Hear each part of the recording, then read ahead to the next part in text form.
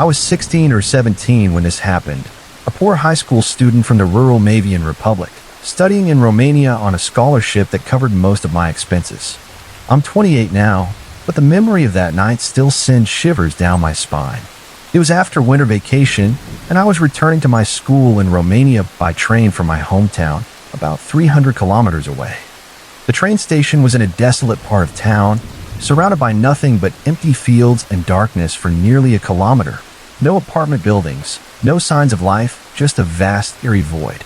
The train pulled into the station at 11 p.m., right when the buses stopped running. This was Romania, so there was no reliable schedule to count on. I was alone, stepping off the train into the cold, dark night. The high school campus dorm was a significant walk away, and taking a taxi was out of the question, too expensive for my tight budget. I didn't want to bother my friends or classmates either, so being the stubborn teenager I was, I decided I'd walk to the nearest bus stop. If I got lucky, maybe a bus would still be running. If not, I figured I could handle the hour-long trek to the campus on foot. As I stepped out of the station, the area felt like a ghost town. The only signs of habitation were a few scattered Romani shacks, gypsy homes, as some might call them, dotting the edges of the emptiness. The air was biting, and the darkness seemed to swallow everything beyond the faint glow of the station's lights. I pulled my coat tighter and started walking toward the campus, my footsteps crunching on the gravel path. The silence was oppressive, broken only by the occasional rustle of wind. A few minutes into my walk, a strange sensation crept over me. I thought I heard something behind me, faint, like a shuffle or a step. My stomach twisted with unease, but I brushed it off as paranoia and quickened my pace, my breath visible in the chilly air. Seconds later, the sound grew clearer, and then a voice cut through the night, raspy and unsettling. "Hey, beauty, why in such a hurry? Wait for me." My heart lurched. The words dripped with a menace that made my skin crawl, and I couldn't muster the courage to look back. Fear rooted me to the spot for a moment, but I forced my legs to move faster, my shoes pounding against the ground. The voice didn't stop. "Now, that's not nice. Where do you think you're going?" It taunted closer now. I could hear his footsteps, heavy and deliberate, keeping pace with mine. Panic surged through me, and I pushed myself to walk as fast as I could without breaking into a run, my pulse hammering in my ears. The area around me was pitch black, silent except for his voice and the crunch of his steps. There were no houses, no people, no streets with traffic. Nothing but the endless dark and this stranger closing in. I didn't have a cell phone. This was over a decade ago in Romania, and I was too poor to afford one. I was utterly alone. Desperate, I stole a glance over my shoulder. In the dim moonlight, I saw him, a dirty, shaggy man in his 30s, his eyes glinting with something predatory. Terror flooded my body, erasing any attempt to stay calm. I broke into a sprint, running as fast as my legs could carry me toward the nearest populated street I could think of. My lungs burned, and my backpack bounced painfully against my spine, but I didn't care. I could hear him running too, his footsteps pounding closer, his breath ragged. He was gaining on me. "Where do you think you're going?" he yelled, his voice thick with anger now, only steps behind me. I reached a street with some signs of life, dim streetlights, and the occasional car in the distance. He was so close I could feel his presence, like a shadow about to engulf me. Just as I thought I couldn't run any farther, I saw a small bus approaching. I wasn't near a bus stop, but desperation took over. I waved my arms frantically, gesturing for the driver to stop, my heart pounding so hard I thought it might burst. Miraculously, the driver noticed me. The bus slowed, its brakes squealing, and I scrambled toward it as the doors hissed open. I threw myself inside, panting and trembling, and the doors closed behind me just as the man reached the bus. Through the glass, I saw him grab at the handle, his face contorted with rage as he tried to yank the door open. But it was too late. The bus lurched forward, pulling away from the curb. I collapsed into a seat, my chest heaving, still shaking from the adrenaline. The driver glanced back at me through the rearview mirror. "I saw that guy chasing you," he said, his voice calm but concerned. "You looked panicked, so I stopped." I thanked him profusely, my voice shaky, barely able to string words together. I'm not religious, but in that moment, it felt like some higher power had sent that bus to save me, right in the nick of time. As the bus rumbled toward the campus, I stared out the window into the dark, my mind replaying the chase. The man's raspy voice, his footsteps, his angry shouts. They echoed in my head, a reminder of how close I'd come to something terrible. I hugged my backpack tighter, grateful for the warmth of the bus and the driver's quick thinking. That night, I made it to the dorm, but the fear lingered, a shadow that would follow me for years. Back in 2007, I landed a tech job at a small call center for an IP phone VoIP company called DT1 Long Distance. The company was a mess. Honestly, it felt like a pyramid scheme, and I'm still not sure how they stayed in business as long as they did. Thankfully, I was on the IT side, so I didn't have to peddle their shady services. My role was straightforward: handle tech support calls from customers reporting outages or issues with DT1 lines, VIR, Quest, and the like. It was a typical call center gig, but I was the only woman on my team, which meant I had to work twice as hard to prove I could keep up with my male colleagues. It didn't take long, though. Soon enough, customers respected me for my ability to troubleshoot and get things done. After making my mark, I decided to take on the 10-hour night shifts, Wednesday through Saturday, from 1 p.m. to 12 a.m., with an hour for lunch. The night shift suited me because it gave me 3 days off instead of 2, which felt like a luxury. The catch? After 6 p.m., the office cleared out like a stampede. Everyone was desperate to leave, and I couldn't blame them. The building was eerie when it was empty. That left me completely alone for most of the night. Just me, the hum of the computers, and the occasional ping of an email or call. The shift was slow, so I filled the time with video games, reading, schoolwork, or writing. To break the monotony, I'd sometimes wander the building, stretching my legs and exploring the quiet halls just to get away from my desk. I had the VoIP phone system forwarded to my cell phone, so I wouldn't miss any calls, which gave me the freedom to roam, whether it was to grab a soda or some food from the break room. The vending machine was in the basement, a place I didn't love visiting. The basement had a wall of windows and a single set of security doors at the main entrance, monitored by one lonely camera. It wasn't exactly a fortress, and it didn't feel safe. The back of the building faced an acre of dark, dense woods, with an unlit walking path that disappeared into the trees. No one ever explained why the path wasn't lit, but it added to the creepy atmosphere. Sometimes, I'd catch glimpses of animals darting past the windows, their eyes glinting in the moonlight. Other times, I'd get an unshakable feeling that someone was watching me from the darkness. I always try to make my basement trips quick, grabbing my soda or snack and hurrying back upstairs, but the unease lingered. One night, during a particularly slow and dragging shift, I decided I needed a caffeine boost to keep me going. It was around 9 p.m., and I was exhausted, with hours still left before I could leave. I counted my change as I walked down to the basement, making sure I had enough coins to get in and out fast. The fluorescent lights buzzed overhead, casting a sterile glow over the concrete walls. As I approached the vending machine, I caught a flicker of movement out of the corner of my eye. Something darted from the glass door back into the darkness outside. I froze, my heart skipping a beat, and scanned the woods beyond the windows. Nothing but blackness stared back. Every instinct screamed at me to turn around and head back to my desk, but I shook off the feeling. It was just one noise, I told myself. I was in a secure building with locked doors. I briskly walked to the vending machine, punched in my selection, and waited as the soda clunked into the tray. As I bent down to grab it, a loud ping echoed through the basement, like someone had struck the glass door with a small object. My stomach dropped. I slowly turned, dreading what I might see, but the windows revealed nothing, just the same impenetrable darkness. My pulse quickened, and I decided this was my cue to get the hell out of there. I didn't bother with the elevator. I bolted for the stairs, taking them 2 at a time, my heart racing from the combination of the creepy basement, the sudden noise, and the sprint up 2 flights. Back at my desk, I sank into my chair, trying to calm my nerves.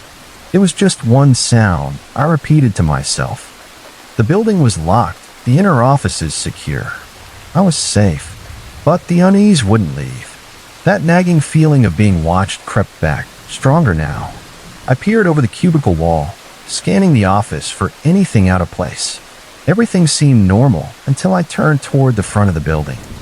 Outside the first set of glass doors, a slender, tall man stood, his hands cupped around his eyes to peer past the reflective lights inside. He was dirty, his clothes ragged, and his face looked bruised or smeared with grime. I couldn't tell which. My breath caught in my throat.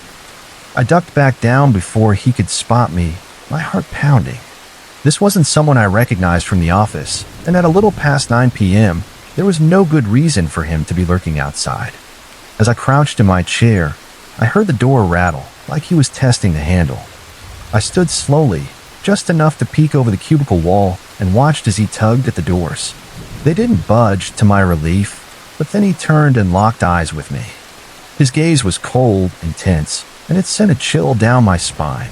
He started banging on the glass, harder now, his hands smacking against the door with force. I was terrified, alone in the middle of the night, in an isolated office building complex, with this stranger trying to get in.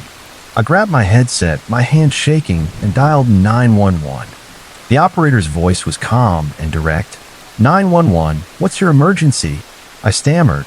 My name is, I work at... I need someone to come out. There's a guy trying to break into my office building. As I spoke, the man paced back and forth outside, moving from one side of the glass doors to the other, his eyes never leaving the building. I tried to track his movements, but suddenly he vanished from view. I strained to see where he'd gone, my heart racing. He wouldn't just walk away, not after banging that hard. Out of nowhere, a good-sized rock hurtled through the air and smashed against the door with a deafening crash. I screamed and dove under my desk, clutching the phone. What just happened? The operator asked, her voice sharp with concern. A rock had smashed against the glass door. I whispered, my voice trembling. She asked if the glass was broken enough to let him in. I didn't want to look, but she urged me to check so I know where he was. Crawling out from under my desk, I peeked over the cubicle wall and saw a huge crack running down the first door. My stomach sank. I slid back down and told her, please, have the police hurry. The wait felt like an eternity. Another smash hit the door, this time accompanied by the sickening sound of glass shattering. My blood ran cold. But then, like a miracle, I heard sirens approaching, their wail cutting through the night. I told the operator the police were arriving and thanked her for staying on the line. Standing cautiously, I peered over the cubicle wall. Red and blue lights flashed wildly outside, illuminating the parking lot. The top part of the door was completely shattered, and a rock lay on the floor inside the entryway. The man was gone. One officer came to the front door while others searched the area, their flashlights sweeping the parking lot. The officer who greeted me was kind and patient, letting me explain what I'd seen through my shaky voice. Soon, my boss arrived, checking on me and assessing the damage. At some point, my husband was called, and I was told an officer would escort me home. I took the next few days off, my nerves too frayed to return immediately. During that time, I started looking for a new job, one where I wouldn't be alone at night. When I gave my statement to the police, I mentioned a theory. The man might have been connected to an ex-coworker who'd been fired a few weeks earlier for stealing and no-showing. That coworker knew the office schedule, knew when people came and went, and knew where we kept the cell phones we sold, smartphones, Blackberries, VoIP boxes, and phone cards, all stashed under a desk, not locked away. It was plausible the fired coworker had sent someone to break in. A month later, I left DT1 for a job at a credit card machine company, another call center, but bustling with people, complete with security and cameras everywhere. It felt safer, like I could finally breathe again.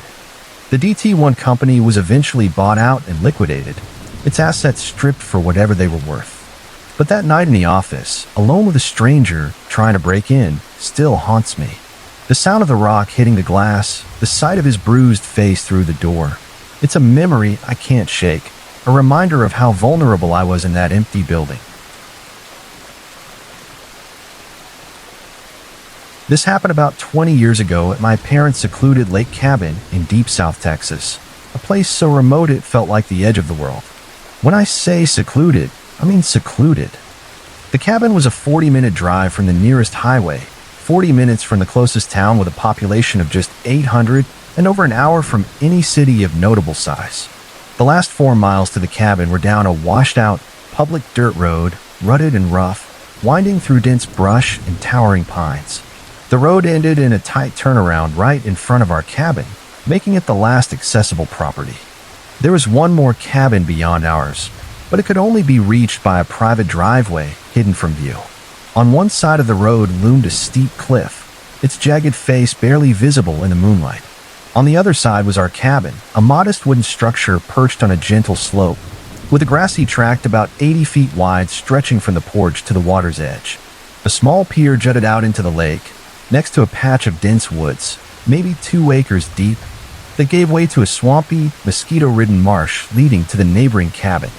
The layout created a funnel-like dead end, with our place trapped at the narrowest point. It was isolating, sometimes unnervingly so, and there were weeks when we'd go without seeing another soul. Many of the other cabins in the area were rarely visited, if not outright abandoned, their windows dark and their yards overgrown.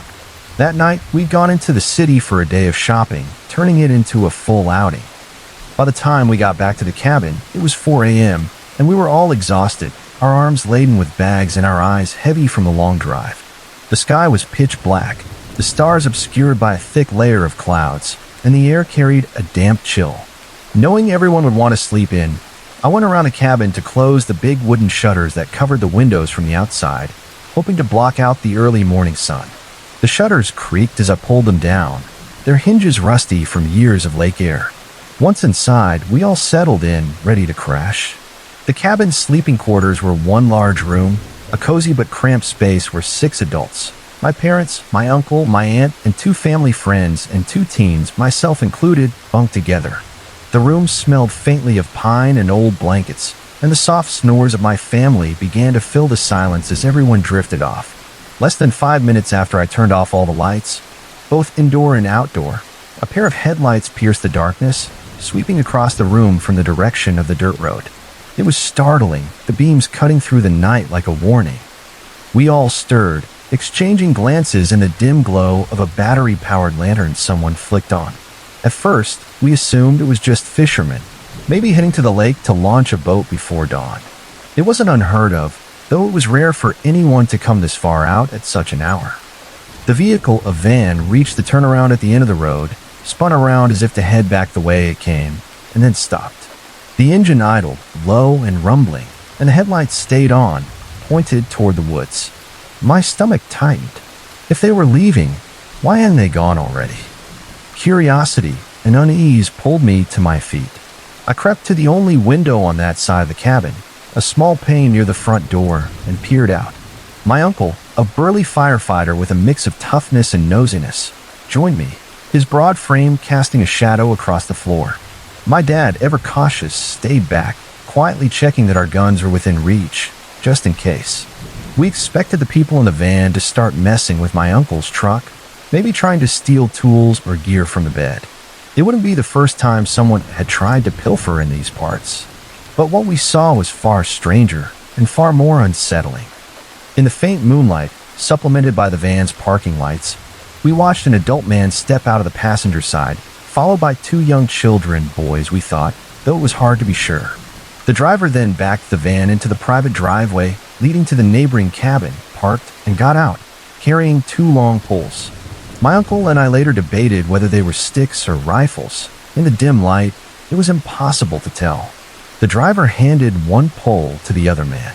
Both men were dressed for the cold, wearing long pants and jackets, their breath visible in the chilly air. But the kids, they were in thin pajama pants, no shirts, their bare torsos pale against the dark. They looked woefully underdressed, shivering visibly, and as we watched, we could hear them crying, their small voices carrying across the still night. The sound was heartbreaking, a mix of fear and confusion that made my chest ache. The men grabbed the boys by their arms and began leading them into the woods, toward the swampy area beyond our pier. The children's cries grew louder, more desperate, as they stumbled through the underbrush. My heart raced, and a sick feeling settled in my gut. Something was horribly wrong. We stood frozen, our breath fogging the window, trying to process what we were seeing. Were these men their fathers? Kidnappers? What were they doing with those kids in the middle of the night? Panic surged through the room, and we whispered frantically, trying to decide what to do. Should we shout? Run out? Call for help? The isolation of the cabin, usually a comfort, now felt like a trap. My uncle, quick on his feet despite his size, made a split-second decision. He grabbed the keys to his truck and hit the panic button. The truck's alarm blared to life, a piercing wail that shattered the silence, its lights flashing wildly in the darkness. The effect was immediate. The van's engine roared, and it lurched forward, peeling out of the driveway with a screech of tires. The men, still gripping the boys, sprinted back from the woods and piled into the van, which tore off down the dirt road, kicking up clouds of dust that glowed in the taillights. The whole thing happened so fast it felt surreal, like a nightmare unfolding in seconds. We rushed to the windows, trying to get a better look, but the shutters blocked most of our view. We could only make out the vague shape of the van as it disappeared around a bend. It was too dark to catch details, color, make, license plate, nothing concrete. Frustration and fear mingled in the air as we realized how little we had to go on. My mom was the only one with a cell phone, but the signal out here was non-existent except at the very end of the pier where the lake opened up. With no time to waste, my dad, my uncle, and I each grabbed a gun from the cabinet, our hands trembling but resolute. We made the long trek out to the pier, the wooden boards creaking under our weight, the lake lapping softly against the pilings. The darkness pressed in, and every rustle in the woods made us jump, our guns trained on the shadows. My aunt and the others stayed behind, guarding the cabin, their faces pale with worry. At the end of the pier, we fumbled with the phone, struggling to get a signal. The bars flickered in and out, each failed attempt ratcheting up our anxiety. Finally, we got through to 911, and I poured out the story to the operator, my voice shaking as I described the van, the men, the crying children, and their march into the swamp. The operator listened, her tone calm but urgent, promising to send officers as quickly as possible. But we knew it would take time, too much time, for anyone to reach us out here. We hung up, the silence of the lake closing in again, and made our way back to the cabin, our eyes scanning the woods for any sign of the van's return. The police never caught them. By the time they arrived, the van was long gone, swallowed by the night and the endless back roads of rural Texas. We gave them what little description we had, but it wasn't enough. The officers searched the area, their flashlights cutting through the trees, but found no trace of the men or the boys. The incident left us shaken. The image of those crying children burned into our minds. We spent the rest of the night awake, the guns close, the shutters locked tight, jumping at every sound. The cabin, once a place of peace, felt tainted, its isolation now a source of dread rather than comfort. Looking back, I still wonder who those men were, what they intended for those boys, and why they chose that night, that place. The memory of their headlights, the sound of the children's sobs, and the van's frantic escape haunt me. We never felt safe at the cabin the same way again, and though we returned many times, that night cast a long shadow over every visit, a reminder of how quickly the quiet of the wilderness could turn sinister. In the summer of 2015, I was 33, broke and jobless, living in Mexico City. My life had been spiraling downward for a couple of years, and my best friend had just moved back to Europe, leaving me restless and bored. So when an online friend, Harold, whom I'd met in person 2 years earlier, invited me to spend a month at his farmhouse in Norway, I jumped at the chance. The deal was simple. In exchange for some work on the farm, I'd get a sweet holiday in a country I'd always dreamed of visiting. I had no issue with manual labor. In fact, I was eager to dive in. Since moving back to Mexico City from Canada in 2011, I felt rusty and out of shape, so the prospect of physical work was exciting. I packed my suitcase, laced up my boots, and said goodbye to Mexico City the best way I knew how, by getting thoroughly drunk. My journey to Norway was a mess from the start. I arrived at the airport in Stavanger, but my suitcase decided to take a detour to Thailand. After an hour of filling out lost luggage reports and providing Harold's address, I finally walked out to meet him. He was standing there, looking confused and annoyed, later admitting he'd almost left, thinking I'd missed the flight. I guess I was lucky that night. I spent it with Harold and his friends in a cozy oceanfront apartment in a quiet Stavanger neighborhood, drinking Norwegian beer and smoking hash. Disgusting stuff if you ask me. I'm more of a purist when it comes to weed, but the warm welcome and flowing drinks made me feel at ease, content in a way I hadn't been in a while. The next day, Harold drove me an hour south of Stavanger to his farmhouse in a community called Jæren, or at least that's what I think it was called. Norwegian names and addresses are a puzzle if you're not used to them. His property was vast and breathtaking, with rolling fields stretching toward the horizon. There was a lighthouse on the land that drew tourists from across Europe, though I never quite understood how the property lines worked. The farmhouse itself was small, perched atop a hill with a barn nearby. Harold lived alone in the two-story house, but he mentioned a tenant lived in the basement. As soon as I glanced at the basement window, a wave of dread washed over me. A webcam was pointed at the driveway, and the rest of the window was blocked by stacks of boxes and papers. It felt off, but Harold didn't seem bothered, so I brushed it aside, assuming the tenant was just eccentric or that such precautions were normal in a remote area where neighbors were separated by wide fields. I focused instead on the joy of being in Norway, pushing the unease to the back of my mind. Once settled in one of the upstairs bedrooms, I learned that Harold's son's wedding was happening that week, and the house would soon be filled with the bride's family from Bergen, or so I gathered. Meeting them was pleasant, their laughter and chatter filling the house with life. But on my second night, when everyone else had gone to bed, Harold and I stayed up late, chatting and drinking beer. That's when I met the tenant, Olaf. Harold had been struggling with his new smartphone, and apparently Olaf, who was tech-savvy, had bought the phone for him. Harold suggested we go downstairs to Olaf's basement for help. As we descended the creaky stairs, Harold grumbled about Olaf, saying he didn't like him and was frustrated by how he kept the newly remodeled basement. From his tone, I sensed their relationship was more complicated than just landlord and tenant, though he didn't elaborate. The basement was dark and oppressive, every window covered with makeshift barriers and piles of junk. Old electronics, cables, and random clutter sprawled across the floor. Olaf's bedroom was a chaotic mess of computer. He invited us to sit, flicking on a desk lamp that cast harsh shadows across the room. That's when I got a good look at him. Olaf was in his mid-40s but looked older, with a shaved head, gaunt frame, prominent nose, and deep, dark circles under his eyes.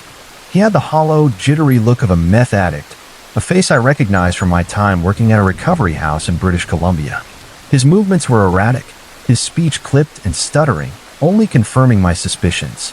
My gut screamed that this guy was trouble, and I resolved to keep my guard up. Olaf fixed Harold's phone quickly, his fingers dancing over the screen with practiced ease. Then he turned his attention to me, his eyes glinting in the dim light. "Want to see some porn?" he asked, his tone casual but unsettling.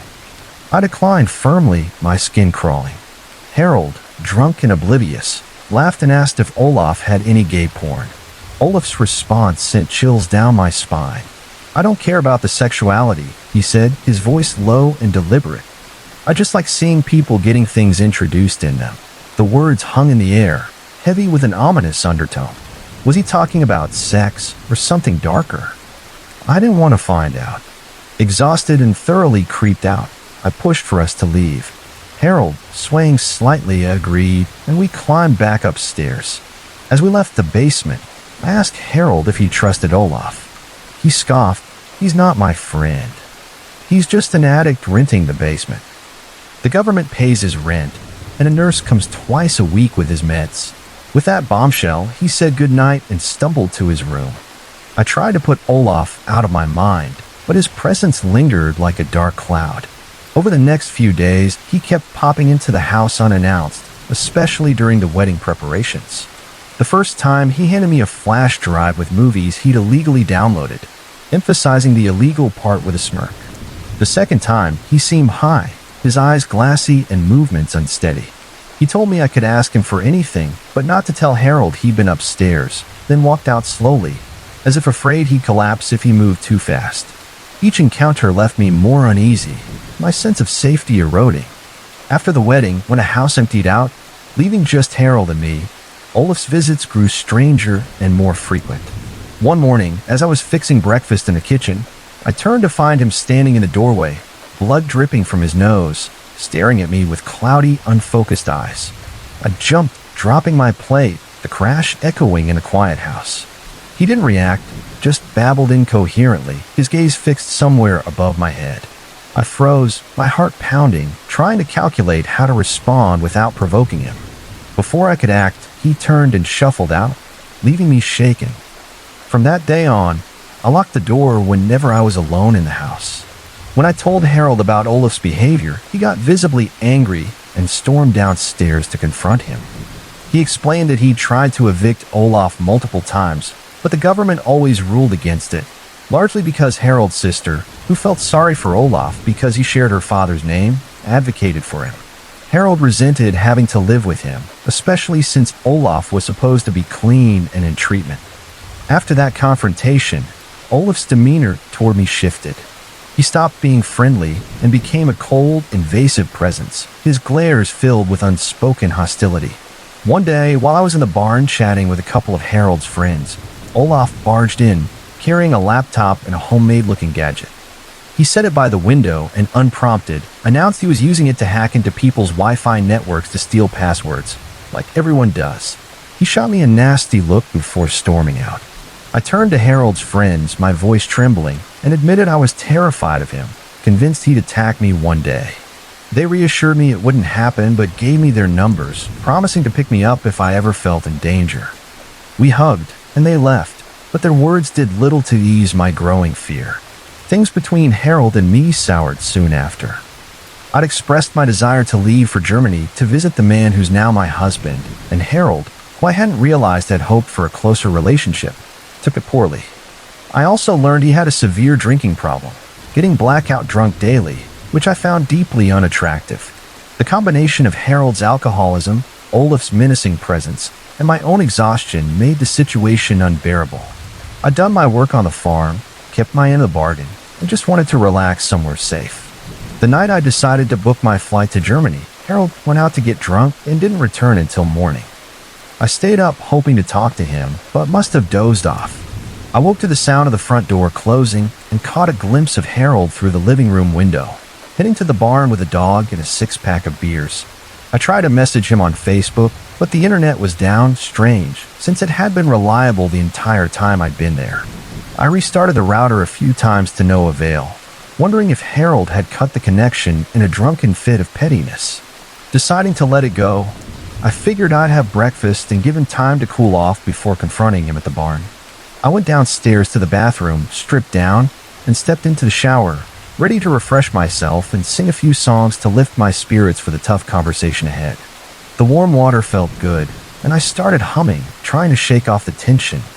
Halfway through my first song, a loud bang jolted me. The front door, followed by someone screaming my name. I assumed it was Harold, drunk and angry. Sighing, I turned off the shower, bracing for an argument.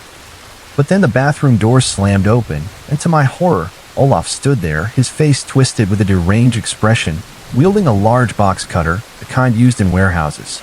The blade gleamed under the bathroom light, its metallic click as he flicked it open and shut, sending my heart into my throat. For a moment, I couldn't think, couldn't move, my eyes locked on the knife.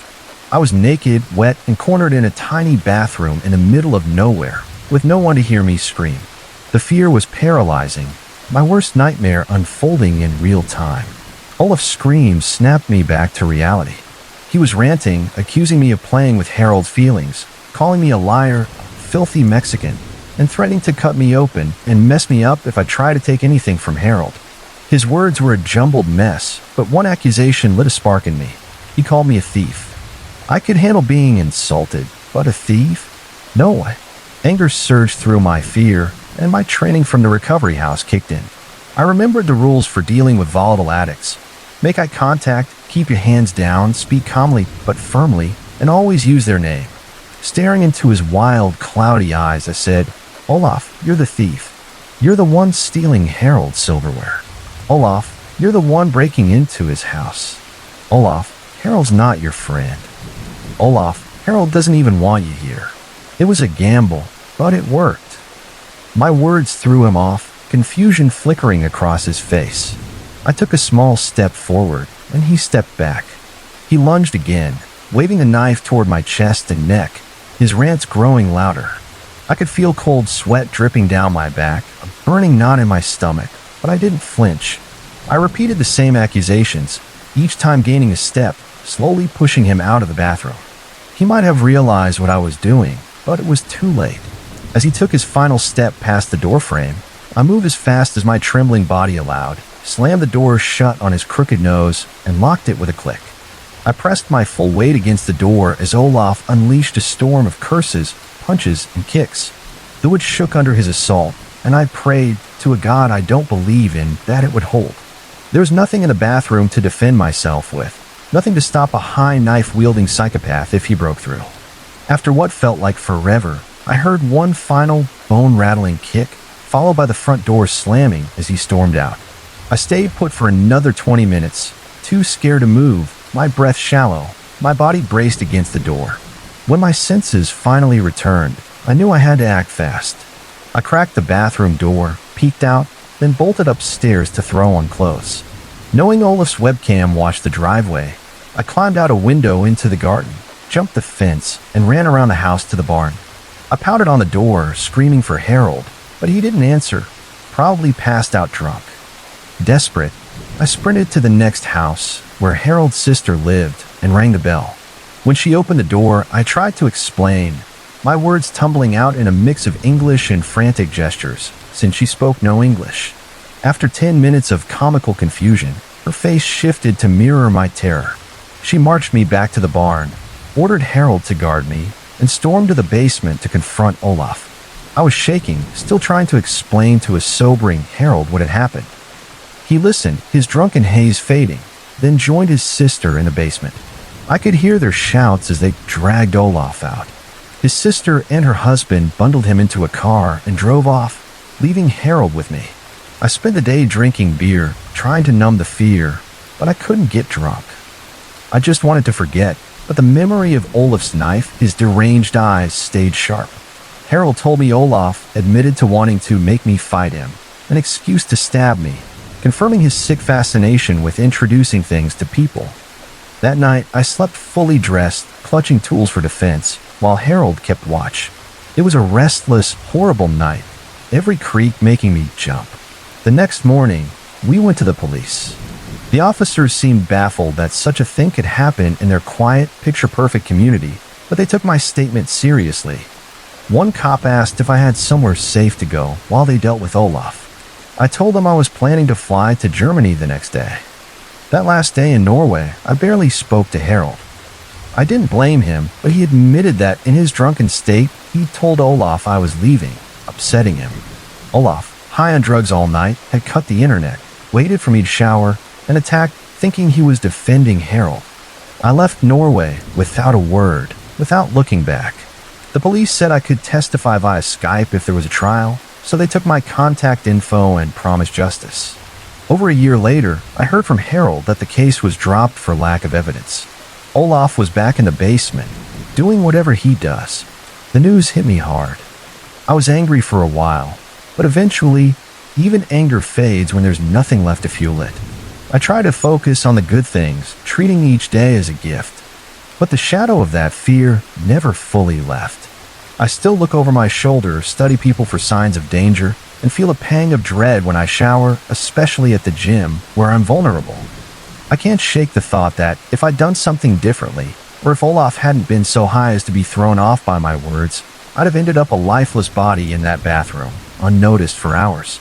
Olaf is free, and I pray I never cross paths with him again. This happened just last night, and I'm still shaken up as I try to piece it together. I work evenings as a dispatcher in a medium-sized city in the Midwest, and I was driving home at 2 a.m. when I decided to stop for gas. Looking back, it was a dumb move. The gas station was poorly lit, its fluorescent lights flickering weakly against the dark, and the lot was completely empty. No other customers, no signs of life. I knew the rough parts of town, and this area wasn't usually one of them, so I figured it was safe enough. Still, the cold night air and the fresh rain made the place feel desolate, the pavement slick and reflecting the neon glow of the station sign. As I pumped gas, the nozzle hissing steadily, I noticed a middle-aged black woman sitting on the curb across the parking lot. She was drenched, her thin clothes clinging to her skin, clearly not suited for the chilly, wet weather. She looked vulnerable, and when she caught me watching her, she called out, her voice carrying across the empty lot. That was my second mistake of the night, deciding to engage. My job revolves around helping people, and something about her seemed genuine, so I walked over, my sneakers splashing through shallow puddles, to see if I could offer any help. "Hi, beautiful," she said, her tone soft but tinged with desperation. "I'm just trying to get home, but no one will help me. I'm trying to get to city, but the cab ride's $60, and I only have 40. Can you help? I don't usually give money to panhandlers. It's a habit from years of city living. But the rain, her soaked clothes, and her pleading eyes got to me. I told her I didn't have any cash on me, but if she'd come inside the station, I'd hit the ATM and give her a few bucks. We walked in together, the bell above the door jingling, and I headed to the ATM in the corner. My heart sank when I saw the out-of-service sign flashing on the screen. I apologized, explaining there was nothing more I could do, and turned to leave, expecting her to stay behind. But she didn't. She followed me back outside, chatting idly as I walked to my car, her voice a constant hum in the quiet night. I reached my driver's side door, ready to climb in, when she suddenly slipped into the passenger seat and buckled herself in. I froze, my hand on the door handle, staring at her in shock. Her demeanor shifted instantly, the softness gone, replaced by a sharp edge. "Just take me to my aunt's house," she said, her voice flat. "She can give me some money." Alarm bells screamed in my head. My first instinct was to tell her to get the hell out of my car, but my gut warned me that could be dangerous. She'd already proven unpredictable, and her erratic behavior suggested she might be high. I had no idea if she was carrying a weapon, and forcing her out felt like it could provoke something violent. I slid into the driver's seat, my mind racing, and tried to stay calm. "Where are you asking me to take you?" I asked, my voice steadier than I felt. "Just start driving, and I'll tell you where to turn," she replied, her eyes fixed on the dashboard. I shook my head. "No. If you want me to consider driving you somewhere, I need to know where I'm going." I had no intention of actually driving her anywhere, but I needed to buy time. "Don't worry, honey," she said, her tone mock soothing. "I'm not one of the bad blacks. I'm not going to rob you or nothing. Just drive." I held my ground. "What's your aunt's address?" She started to fidget, her fingers tapping restlessly on her knee.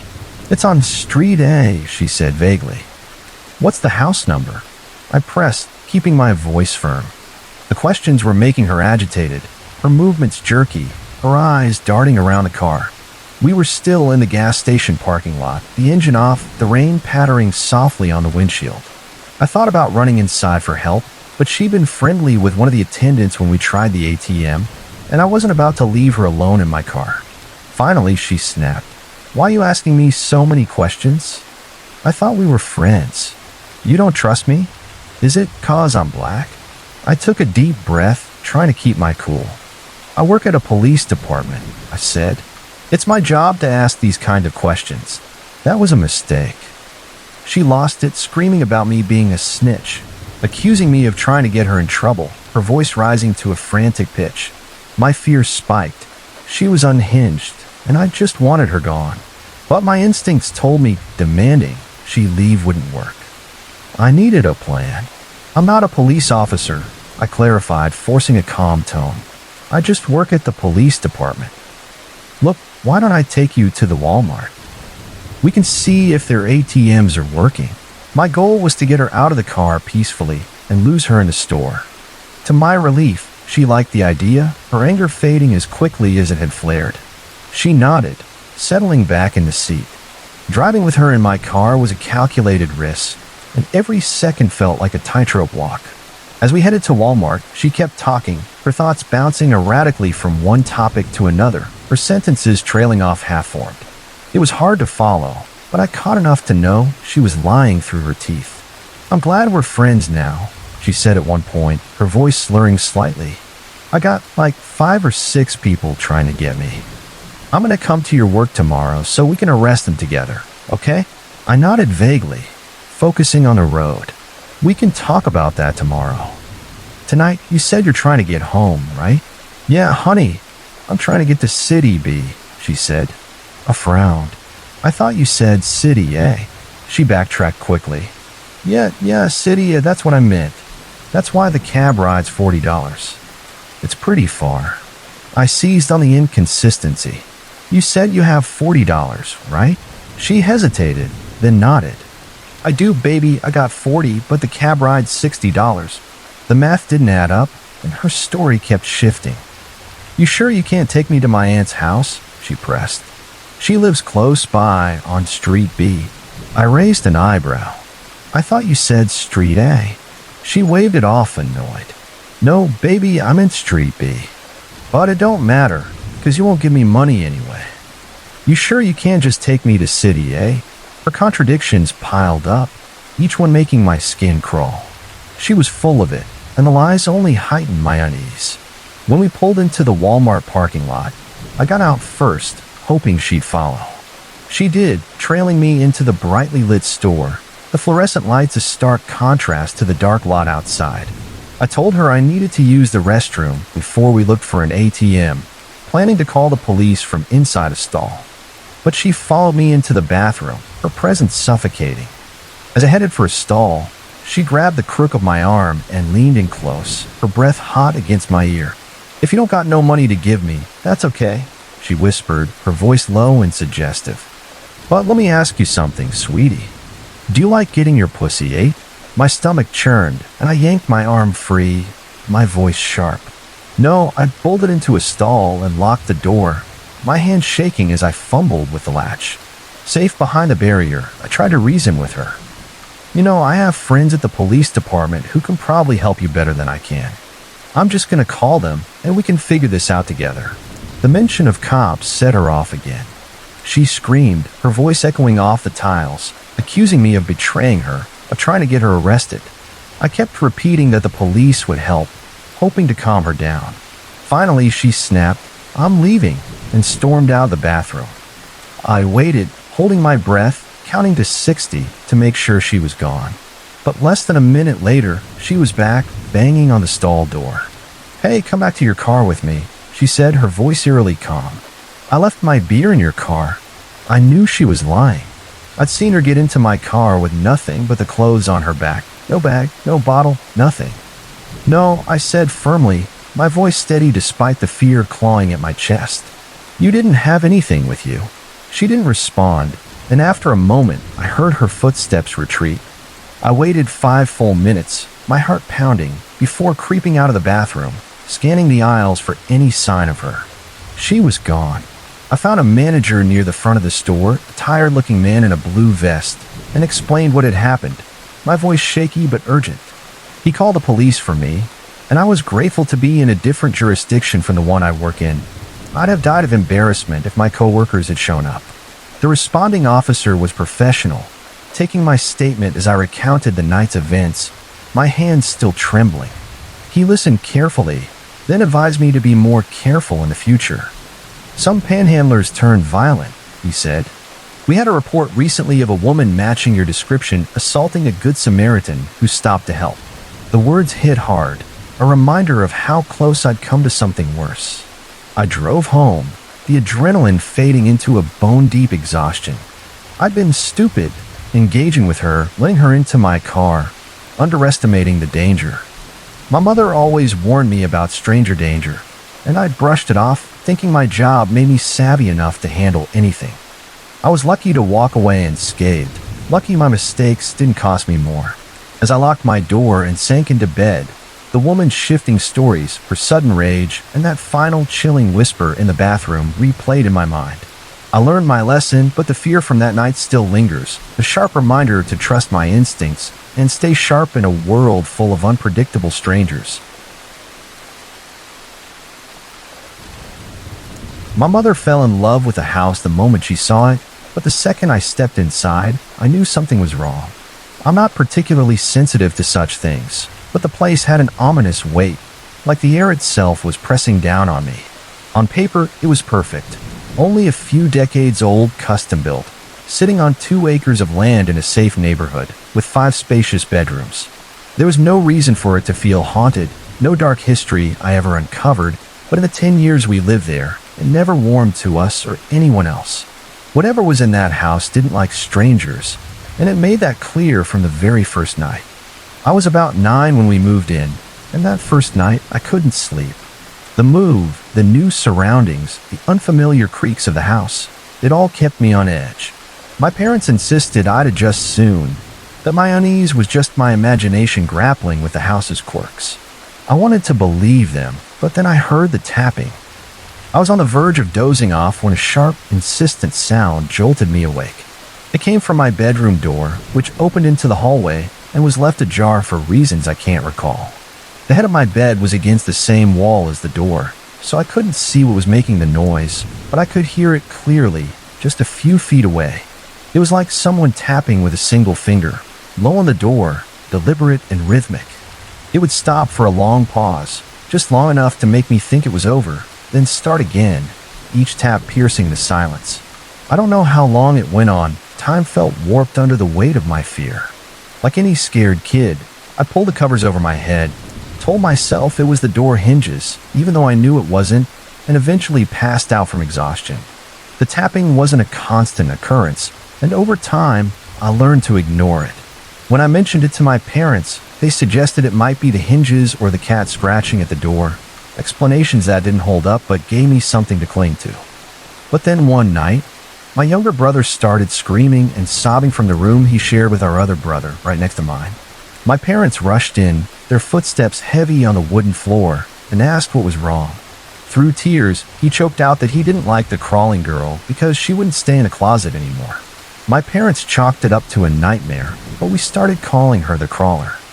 I never got a good look at her myself, though I often caught fleeting movements out of the corner of my eye, shadows the size of a large dog darting past doorways or skittering around corners.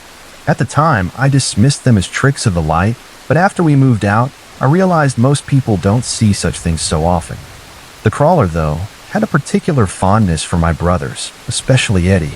Years later, in a new house, I teased Eddie about the crawler, calling her an imaginary friend we used to have. His face went pale, and after some prodding, he shared a story that chilled me. One night in high school, Eddie was home alone, watching TV in the living room. Our dad was working late, and my other brother and I were at a play rehearsal. Eddie, a football player with dreams of joining the army, was built like a tank and had the bravado to match. When the power cut out, he quickly realized it was a street-wide outage and headed to the unfinished basement to check the circuit breaker. The basement was a sprawling, cluttered space we used only for storage, filled with old furniture, boxes, and luggage, its corners shrouded in shadow. As he fumbled with the fuse box, trying to recall what Dad had taught him, he heard something moving at the far end of the room. Thinking it was one of the cats, he called out absently and kept working. But the sounds grew louder, more deliberate, and he realized the dog was outside in the yard. His macho instincts kicked in, and he grabbed a golf club, shining his phone's flashlight toward the noise, expecting a raccoon or some other critter. That's when he saw her. He described her as an impossibly pale woman crawling toward him, but not on her hands and knees. Her legs were bent at unnatural angles, her body low to the ground, moving with a jerky, purposeful speed. He couldn't tell if she was naked or wearing a pale gown, her mousy brown hair stringy and wild. Her face was slack yet manic, like she was driven by some unspoken intent. Eddie, in a panic, threw his phone at her instead of the golf club, a genius move in hindsight, and bolted upstairs, out the front door, and to the end of the driveway where he sat shaken until someone came home. I remember that night vividly. We pulled up to find Eddie, usually so tough, looking like he'd seen death itself. He was beside himself, stammering out what happened. Mom asked why he hadn't called the cops if he thought someone was in the house. He admitted he didn't want to go back for his phone. Why not use the neighbor's phone? Well, Eddie's not exactly known for common sense. With our German Shepherd by our side and a phone ready to dial 911, we searched the house top to bottom. The lights were back on, but we found no one. Mom retrieved Eddie's cracked phone from the basement, and we didn't talk about it after that, all silently agreeing on an explanation none of us wanted to voice. Years later, when I brought it up, I teased Eddie that he'd watched The Ring or The Grudge one too many times. He looked me dead in the eyes and said, "She wasn't like that." When I pressed him to explain, he shut down, refusing to say more. To this day, he won't talk about it. Living in that house taught us to rationalize the weirdness. My parents, both skeptics with STEM degrees, refused to admit it was haunted. My brothers and I avoided discussing it, sensing the talking might stir things up. The activity wasn't constant enough to disrupt daily life, but it was persistent. Maids never lasted more than a few weeks before quitting, their faces pale as they muttered vague excuses. Friends refused to sleep over, claiming the house was too creepy. Objects went missing, only to turn up in bizarre places. A hairbrush in the attic, a shoe in the garage. Doors slammed hard enough to rattle their frames, even when no one was nearby. We shrugged it off, calling it just the house, but it wore on us. There was another phenomenon everyone experienced, even my dad, who scoffed at ghost stories. I call it mistaken identity, for lack of a better term. You'd be alone in a room, and from the other end of the house, you'd hear a muffled conversation, like a crowd murmuring at a formal party, as my mom described it. To me, it sounded like a TV heard through a wall. In the moment, your brain would pin it on a family member, even if you knew they weren't home. It wasn't just a fleeting thought, you'd almost respond before catching yourself. Sometimes it was more specific, a laugh, a call of your name. I nearly answer back, only to realize no one was there. My brothers said they never heard their names, but they sometimes heard mine. If the crawler loved Eddie, these voices seemed to fixate on me. One night, the voices got too real. I woke from a deep sleep to the sound of someone rummaging in my room.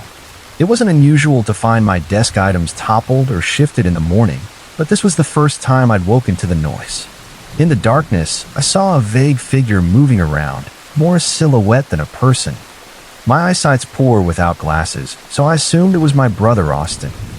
Annoyed, I snapped, "What are you doing in my room? Knock it off and let me sleep." I threw in some choice older sister insults for good measure. The figure paused, looked over its shoulder, and said, "Oh, sorry, I'll leave you alone now."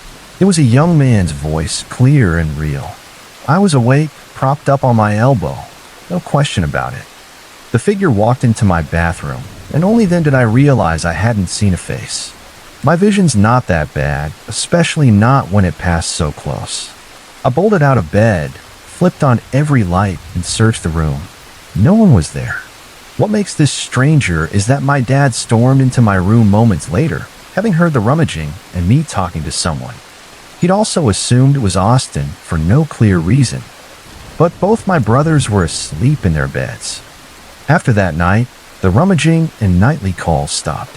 Oddly, that bathroom had once been part of a Jack and Jill setup connecting my room to my brother's before a remodel.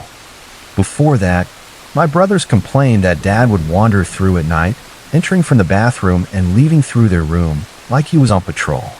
It never scared them, just seemed odd. Dad never did patrols, though. The no-face figure wasn't a one-off. Relatives and friends staying over often reported seeing a shadowy figure in their doorway at night. It never frightened them, and most wrote it off as a trick of the light, but they all described it the same, a shadow with no face. Sometimes a faint whistling accompanied it, always at night, breathy and off-key, like someone amusing themselves but not quite nailing the tune. My dad insisted it was the air vents, launching a crusade to fix them, swapping covers and filters obsessively. It never stopped, and he never found an explanation, which drove him nuts.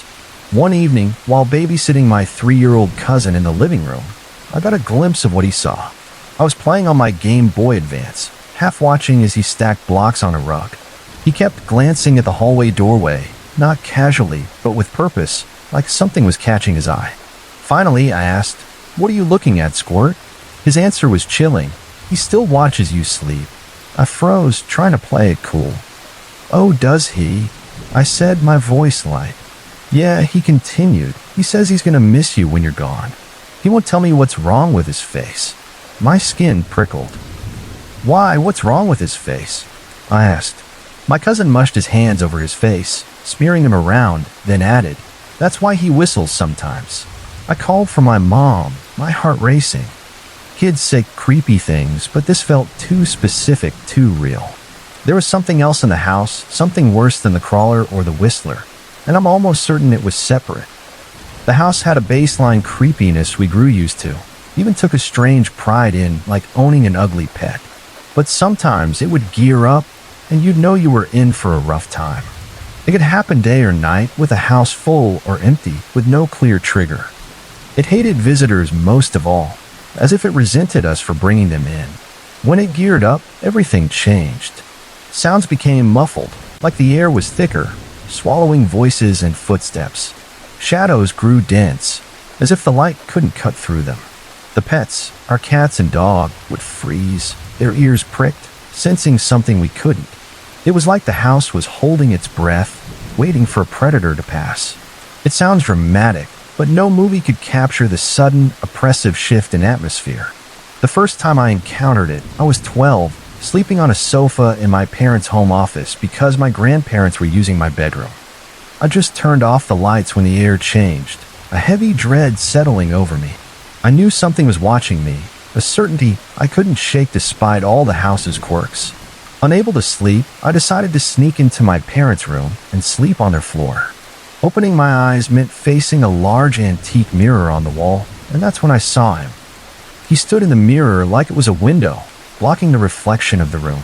At the time, I didn't know what a decaying corpse looked like, but now I do.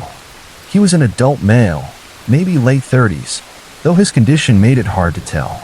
His nose was thin, his eyes closed set, and he wore tattered work overalls, as ruined as the rest of him. Burns marred his visible skin, the right arm's flesh so tight it split, revealing yellowed tissue beneath. His body looked bloated, his lips peeled back to show dark gums and rotting teeth. Whether it was a grin or the decay, he was staring right at me. I couldn't move, couldn't breathe, trapped in his gaze for what felt like forever, but was probably a minute. Then I screamed, raw, terrified wail, and ran, refusing to set foot in the office again. But he wasn't confined to that mirror. At a holiday party, a guest wandered off to find the bathroom and came back hysterical, insisting she'd seen a man peering at her from behind a bookshelf. She swore he looked dead, but the shelf was flush against the wall. Nothing could have been there. The other guests dismissed her as drunk, but she never stopped bringing it up when she saw my mom, calling him the ghost. That incident seemed to break some truce with the house.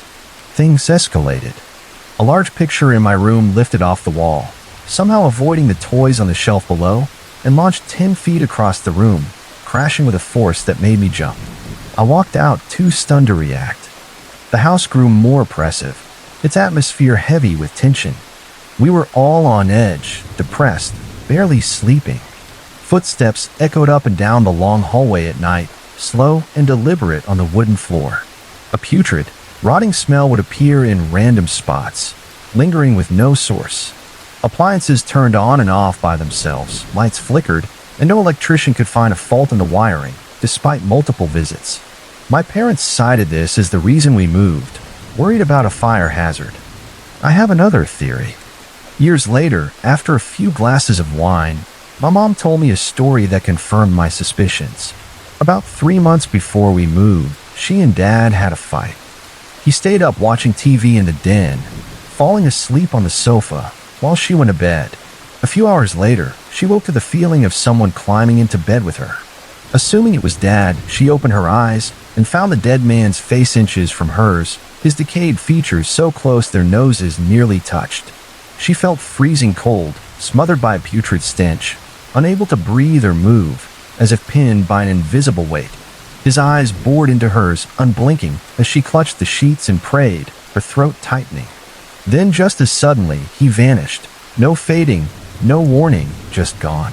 She might have called it sleep paralysis, but 2 days later, when I was home from college, I saw her face. Scratches and welts marked her skin, her eyes bloodshot with burst vessels, bruises lining one side of her neck in a deliberate pattern. A cashier at the grocery store quietly asked if she needed help, assuming abuse. Mom made up a story about falling while hiking, but it didn't add up. She and Dad started sleeping in my room, claiming they liked my mattress better. We moved soon after, and once we were out, we realized how suffocating that house had been. An older couple bought it, gutting and renovating it until it was unrecognizable. I don't know if they ever experienced anything, but I hope not. The activity didn't follow us, but I still get nervous looking in mirrors at night, half expecting to see that bloated, burned face staring back. The dead man, whatever he was, Felt like the heart of the house's malice, and if anything could have followed us, I fear it would have been him. The gentle sway of the cruise ship should have been soothing, a rhythmic lullaby of the sea. But as I stood at the railing, staring out at the endless expanse of ocean, a chill ran down my spine, sharp and unsettling. He was there again, third deck portside, half hidden behind a lifeboat.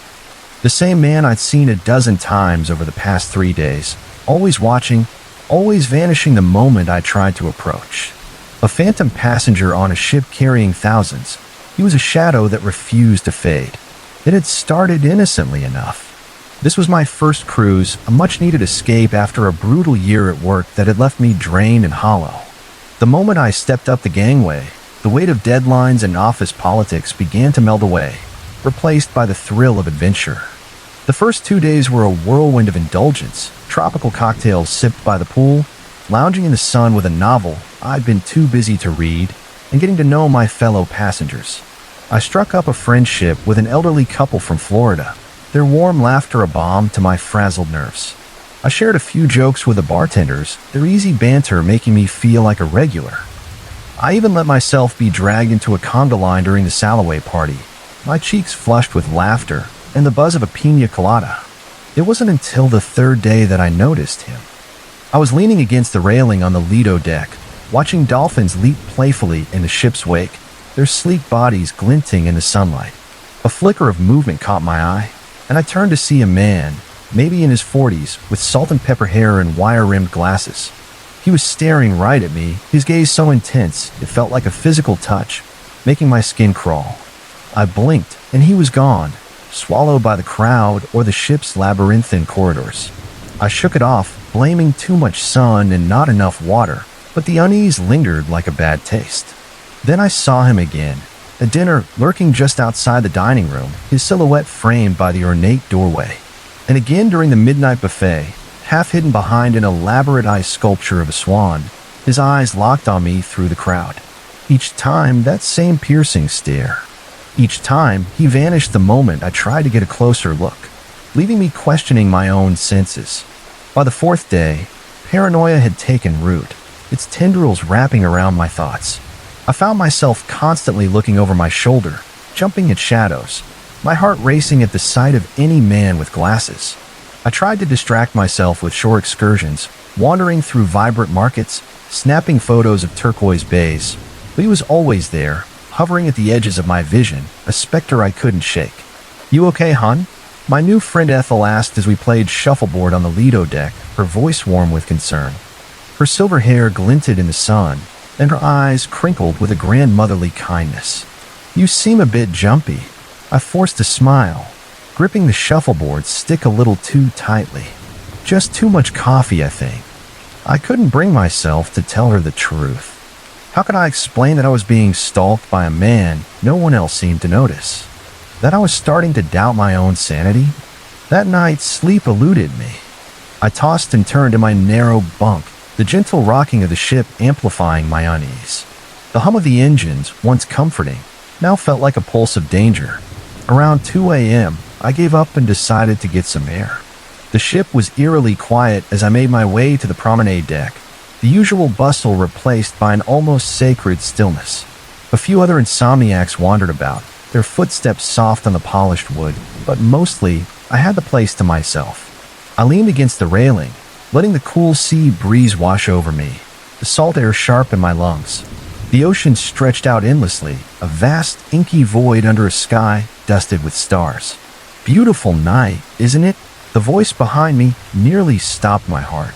I spun around, my breath catching as I came face to face with my phantom stalker. Up close, he looked ordinary, unremarkable even. His salt and pepper hair was neatly combed, his wire-rimmed glasses catching the faint light. He was the kind of man you'd pass on the street without a second glance. But those eyes, they seemed to look right through me, cold and calculating, stripping away any sense of safety. "Who are you?"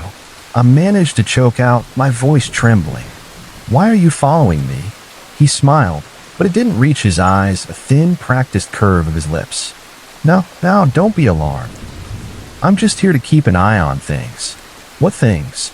I demanded, my fear giving way to a spark of anger. My hands clenched into fists at my sides. I want to call security if you don't explain yourself right now. He chuckled, a sound devoid of warmth, like dry leaves skittering across pavement. By all means, go ahead. I'm sure they'd be very interested to hear about the passenger who isn't on any manifest. The blood drained from my face, leaving me lightheaded. What do you mean? Exactly what I said. His voice was calm, almost mocking.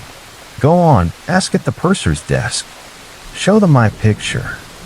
I guarantee they won't find any record of me on this ship. My mind reeled, grasping for an anchor. Was this some kind of sick joke? A bizarre hazing ritual for first-time cruisers? Or was I losing my grip on reality, hallucinating a stalker who didn't exist? What do you want from me? I whispered, my voice barely audible over the soft lapping of waves against the hull. His expression softened slightly, a flicker of something almost human crossing his face. Nothing sinister, I assure you. I'm here to protect you. Protect me from what? I snapped, my patience fraying. He glanced around, his eyes scanning the deck as if checking for eavesdroppers, though we were alone under the vast night sky. Not here. Meet me in the library tomorrow at 10 a.m. Come along. I'll explain everything then. Before I could respond, he melted into the shadows, his footsteps silent as he disappeared around a corner. I didn't sleep a wink that night, my mind racing with questions and fears. As soon as the sun rose, painting the sky in hues of peach and gold, I was at the purser's desk, my hand shaking as I described my mystery man to an increasingly bewildered staff member. I'm sorry, ma'am, she said after checking her computer for the third time, her brow furrowed. We have no passenger matching that description on board. Are you sure you didn't just see a crew member? I left the desk feeling more confused than ever, the staff member's polite concern only deepening my unease. Part of me wanted to skip the library meeting to pretend this whole strange episode had never happened. But curiosity and a nagging sense that something bigger was at play won out. At precisely 10 a.m., I entered the ship's library, a cozy room lined with bookshelves and plush armchairs. It was deserted except for my phantom passenger, who sat in a high-backed chair near the window, looking for all the world like he owned the place. Good, he said as I approached, his voice smooth and measured. I was worried you might not come. Start talking, I said, crossing my arms and trying to keep my voice steady, though my heart was pounding. Who are you, really? He sighed, and for the first time, he looked older, more tired, the lines on his face etched deeper in the morning light. My name is David Reeves. I'm with, let's call it a specialized branch of government security. I snorted, unable to help myself. Right? And I'm the Queen of England. I understand your skepticism, he said, unfazed. But I assure you, this is deadly serious. Your life may depend on believing me. Something in his tone made me pause, a cold weight settling in my stomach. What do you mean? David leaned forward, his voice dropping to a near whisper, his eyes locked on mine. You were not supposed to be on this cruise, Ms. Jenkins. Your booking was a last-minute decision, correct? I nodded slowly, a chill crawling up my spine. How did he know that? I'd only decided to book the cruise 2 weeks ago, a spur-of-the-moment escape from the grind of my job. Yeah, so. It was a fortuitous decision, he continued, his words precise. You see, there are people on this ship who mean you harm. Very dangerous people who believe you have something they want. My head spun, the room tilting slightly. That's impossible. I'm nobody. Just a middle manager from Ohio. Why would anyone be after me? David's eyes bored into mine, unyielding. Because of what you saw 6 months ago. The night of March 15th. You were working late, remember? The memory hit me like a physical blow, sharp and vivid. I'd been at the office, burning the midnight oil to finish a report. Through the window, I caught a glimpse of something strange. Men in dark suits dragging someone into a van, their movements quick and practiced. There was the unmistakable glint of a gun in one of their hands, catching the streetlight. I'd frozen, my heart in my throat, convincing myself I'd imagined it, too scared to report it to anyone. I'd buried the memory, pretending it never happened. How do you know about that? I stammered, my voice shaking. Because we've been watching you ever since, David said, his tone matter of fact. Those men were part of a criminal organization we've been trying to bring down for years. They didn't realize you'd witnessed their operation, but recently they've become suspicious. I slumped back in the chair, my mind reeling. So what now? Am I in danger? David nodded grimly, his jaw tight. I'm afraid so. But that's why I'm here, to keep you safe until we can get you off the ship and into protective custody. Part of me wanted to laugh, to dismiss this as an elaborate prank or the plot of some low-budget thriller. But deep down, I knew he was telling the truth. It explained the nagging sense of unease I'd felt for months, the feeling of being watched even before this cruise. What do I need to do? I asked, surprised by the steadiness of my own voice. For now, act normal, David said, his tone firm but not unkind. Enjoy your cruise. I'll be nearby, keeping an eye on things. If there's any immediate danger, I'll contact you. Otherwise, meet me here again in 2 days. We'll go over the extraction plan then. As I stood to leave, a thought struck me. Wait, if you're some kind of secret agent, why reveal yourself to me at all? Why not just watch from the shadows? David smiled, and for the first time, there was a hint of warmth in his eyes, a flicker of humanity. Because everyone needs hope, Ms. Jenkins. The knowledge that someone is on your side can be a powerful thing. The next 2 days passed in a surreal haze. I went through the motions of enjoying my vacation, sunbathing by the pool, watching cheesy lounge acts in the theater, making small talk with other passengers over dinner. But my mind was constantly racing, scanning every face for potential threats, every shadow for danger. I caught glimpses of David here and there, leaning against a railing, lingering near a bar, always watching, always vigilant. His presence, once unsettling, now brought a strange comfort, a lifeline in a sea of uncertainty. When we met again in the library, David's expression was grim, his eyes shadowed with tension. There's been a complication, he said without preamble, his voice low. We've identified at least 3 hostiles on board. The extraction may have to happen sooner than planned. My heart raced, a cold sweat breaking out on my palms. How soon? Tonight, he said, his tone clipped. During the captain's gala. It's our best chance to get you off the ship unnoticed. As he outlined the plan, specific times, routes, and contingencies, I felt a mix of terror and exhilaration. This was really happening. In a matter of hours, I'd be leaving my old life behind, diving headfirst into a world of secrets and shadows. Are you ready for this? David asked as we prepared to part ways, his eyes searching mine. I took a deep breath, squaring my shoulders. As ready as I'll ever be. He nodded, a flicker of approval in his gaze. Good. Remember, no matter what happens tonight, know that you're not alone. We've got your back. As I walked back to my cabin to prepare for the evening ahead, I caught my reflection in a mirrored wall. The woman staring back at me looked different, stronger, more determined, her eyes bright with a fire I hadn't seen in years. The phantom passenger had changed everything. My vacation had turned into a fight for survival. My mundane life transformed into a high-stakes thriller. And strangely enough, I felt more alive than I had in years. Whatever lay ahead, danger, uncertainty, a new beginning, I was ready to face it. The beam of my flashlight trembled in my hand, cutting through the inky darkness of the forest and illuminating a tangle of gnarled tree roots and dense underbrush. My heart pounded in my chest, each beat a deafening drum that seemed to echo in the eerie silence. 20 pairs of wide, frightened eyes stared back at me, the faces of my campers pale and expectant, waiting for answers I didn't have. But one pair of eyes was missing, little Tommy's. Somewhere in the vast, uncaring woods, a child's muffled cries echoed, growing fainter with each passing moment, tearing at my soul. It was supposed to be a simple night hike, a fun adventure to cap off the first week of summer camp at Camp Pinewood. I'd led dozens of these outings before, each one filled with laughter and the thrill of exploration, always ending with esmores and ghost stories around a campfire. But as I stood there, surrounded by terrified children and swallowed by the oppressive darkness, I realized how quickly things could go wrong in the wilderness. The day had started like any other at camp. I woke to the cheerful blare of the morning bugle, the crisp mountain air filling my lungs as I stepped out of my cabin. The scent of pine and damp earth was invigorating, a reminder of why I love this place.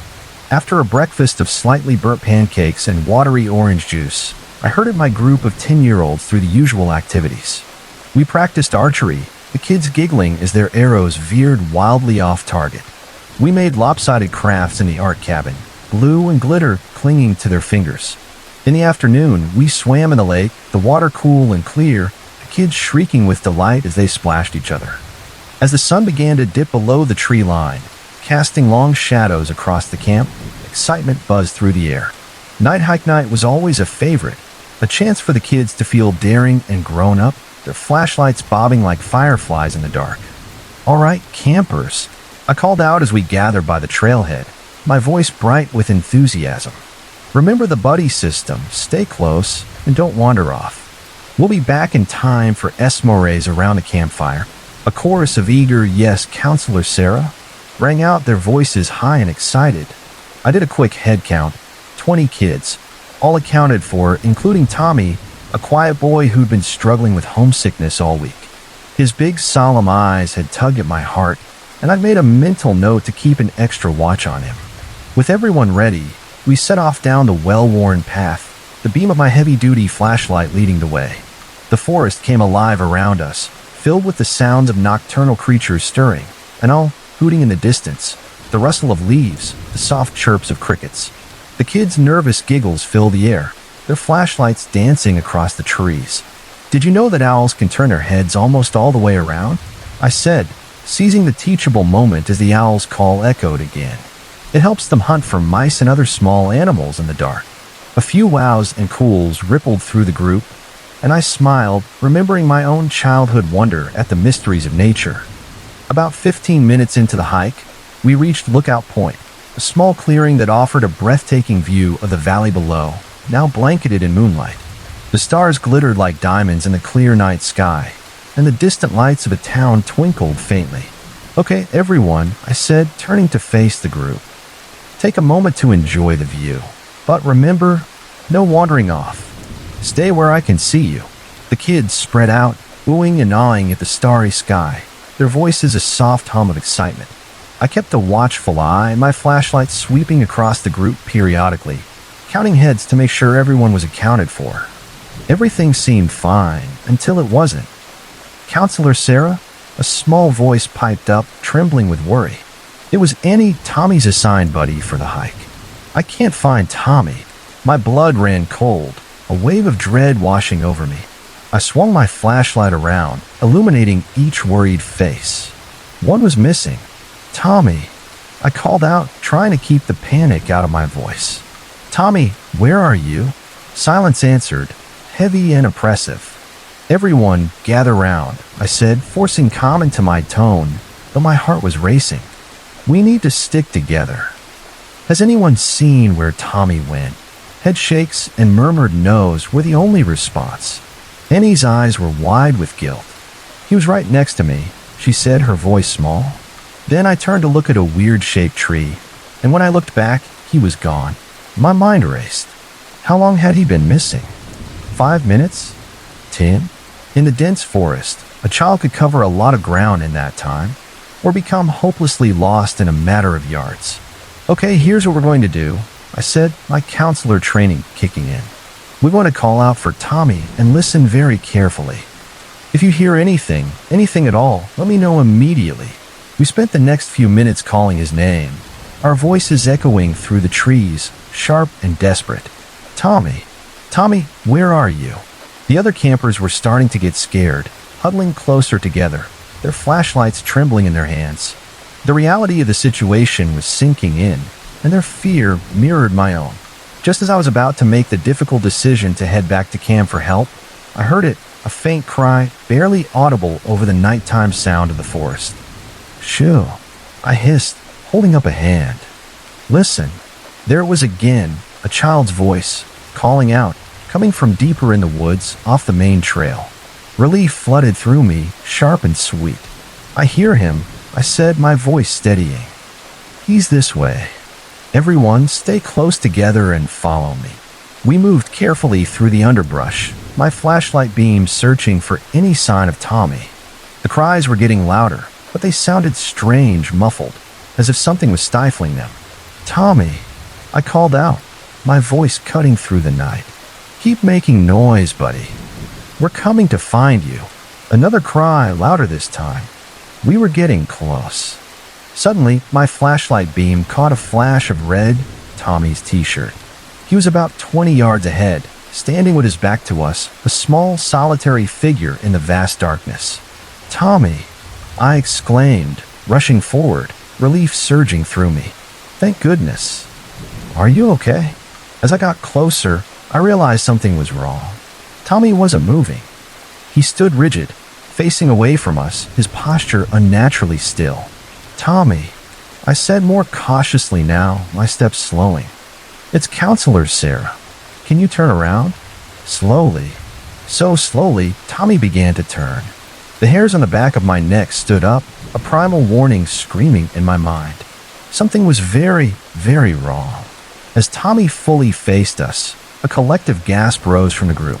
His eyes were wide with terror, tears streaming down his dirt-streaked face. And his mouth was covered by a large, hairy hand, its fingers thick and unnaturally long. Time seemed to freeze. My mind struggled to process what I was seeing, my breath catching in my throat. Then, from behind Tommy, a massive shape rose up in the dim light of my flashlight. I caught glimpses of matted fur, powerful limbs, and eyes that glowed with an unnatural intelligence. A scream built in my throat, but I choked it back, my training battling with raw fear. The creature, whatever it was, still had Tommy. I couldn't risk startling it. "Everyone," I whispered, my voice shaking, "very slowly start backing up toward the trail. No sudden movements." The campers, to their credit, obeyed instantly, their eyes never leaving the terrifying scene before us. They inched backward, their flashlights trembling, casting erratic beams across the trees. I stayed where I was, my mind racing. What was this thing? Bear. No, bears didn't stand like that, didn't have hands like that. Some kind of primate? This far north? Impossible. Unless... The word rose unbidden in my mind, a legend I'd always dismissed as campfire stories and overactive imaginations. Bigfoot. I pushed the thought away. Right now, the nature of the creature didn't matter. All that mattered was getting Tommy away from it safely. "Hey there," I said softly, addressing the creature, my voice trembling but steady. "We don't mean you any harm. We just want our friend back. Please, let him go." The creature made a low, rumbling sound, not quite a growl, not quite speech. Its grip on Tommy seemed to loosen slightly, and I took that as a sign to keep going. Encouraged, I took a slow step forward, my hands raised to show I was no threat. "That's it. You don't want to hurt anyone, do you? Just let Tommy come to me, and we'll leave you alone. I promise." For a long, tense moment, nothing happened. The forest was silent, the air thick with anticipation. Then, miracle of miracles, the creature slowly removed its hand from Tommy's mouth. With a gentle push, it nudged the boy toward me. Tommy stumbled forward, his legs wobbly, and I scooped him into my arms, clutching him tightly. He was shaking like a leaf, his small body trembling against mine, but he was unhurt. "Run," I whispered to the group. "Back to the trail, go." We took off through the woods, branches whipping in our faces as we ran, Tommy clinging to me. I could hear heavy footsteps behind us crashing through the underbrush, but I didn't dare look back. We burst out onto the trail and kept running, our breaths ragged, not stopping until the warm, welcoming lights of the camp came into view.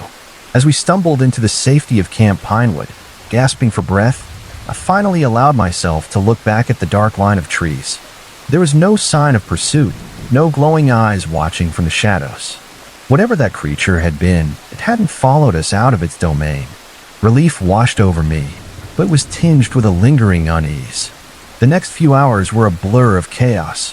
Park rangers arriving with flashlights and radios, search parties organizing, concerned parents on the phone, their voices sharp with worry.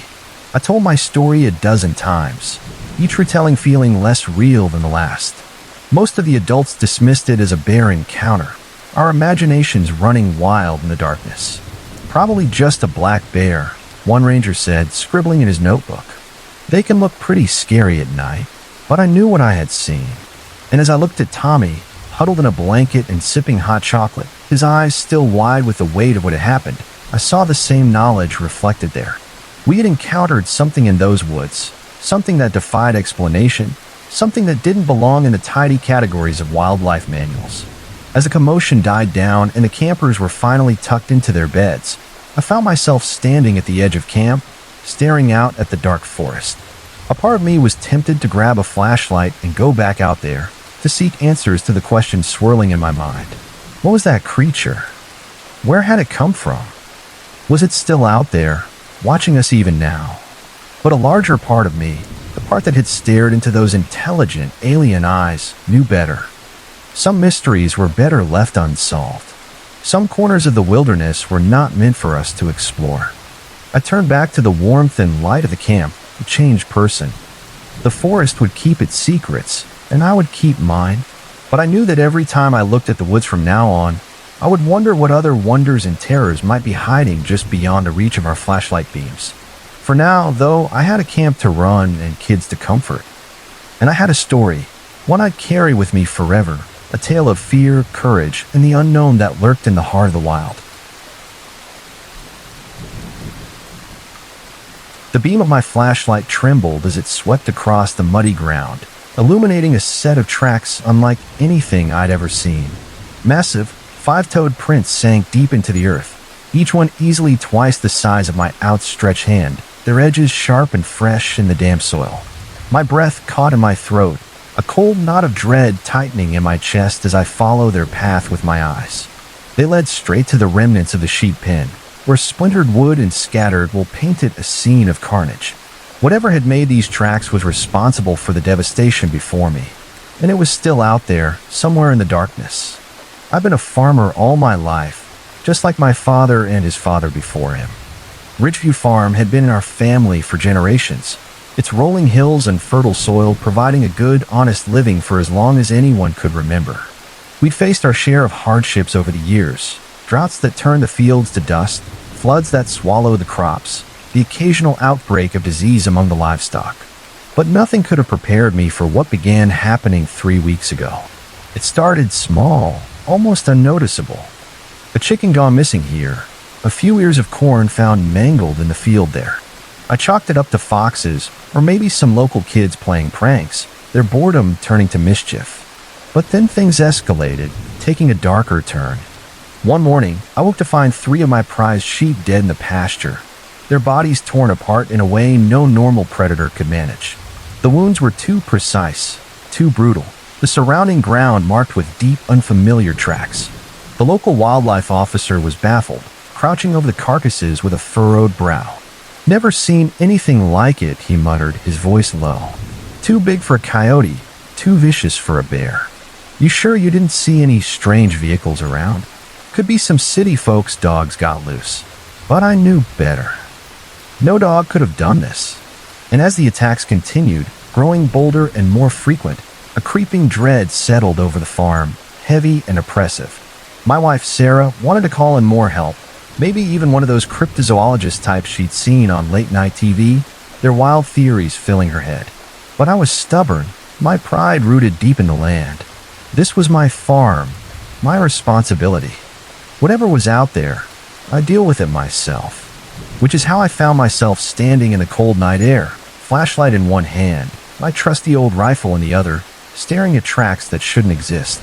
The moon hung full above, casting a pale, silver light across the fields, turning familiar shapes into looming, unfamiliar forms.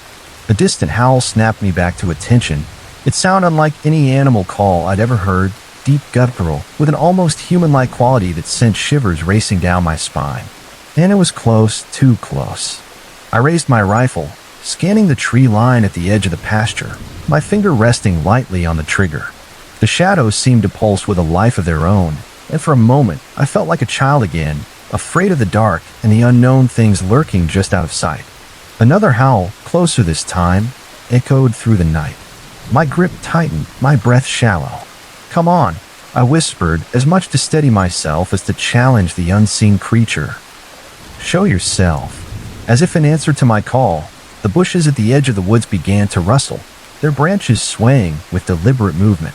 I held my breath, the beam of my flashlight fixed on the spot, my heart pounding so loud I was sure it would give me away. Slowly, deliberately, something emerged from the shadows. At first, all I could make out was a massive, dark shape, easily 7 or 8 feet tall, its outline blurring against the trees.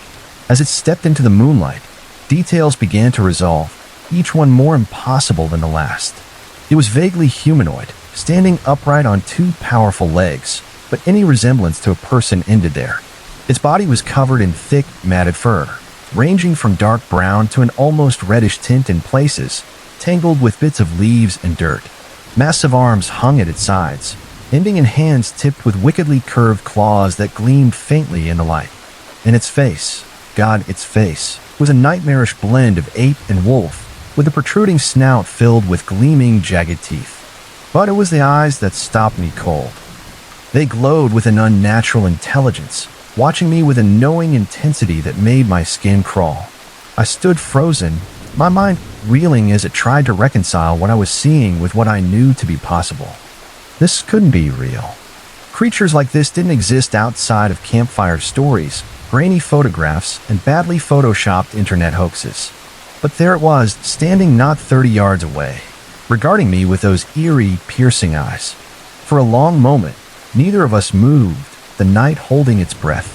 Then, with deliberate slowness, the creature began to advance across the field toward me, its steps heavy and purposeful.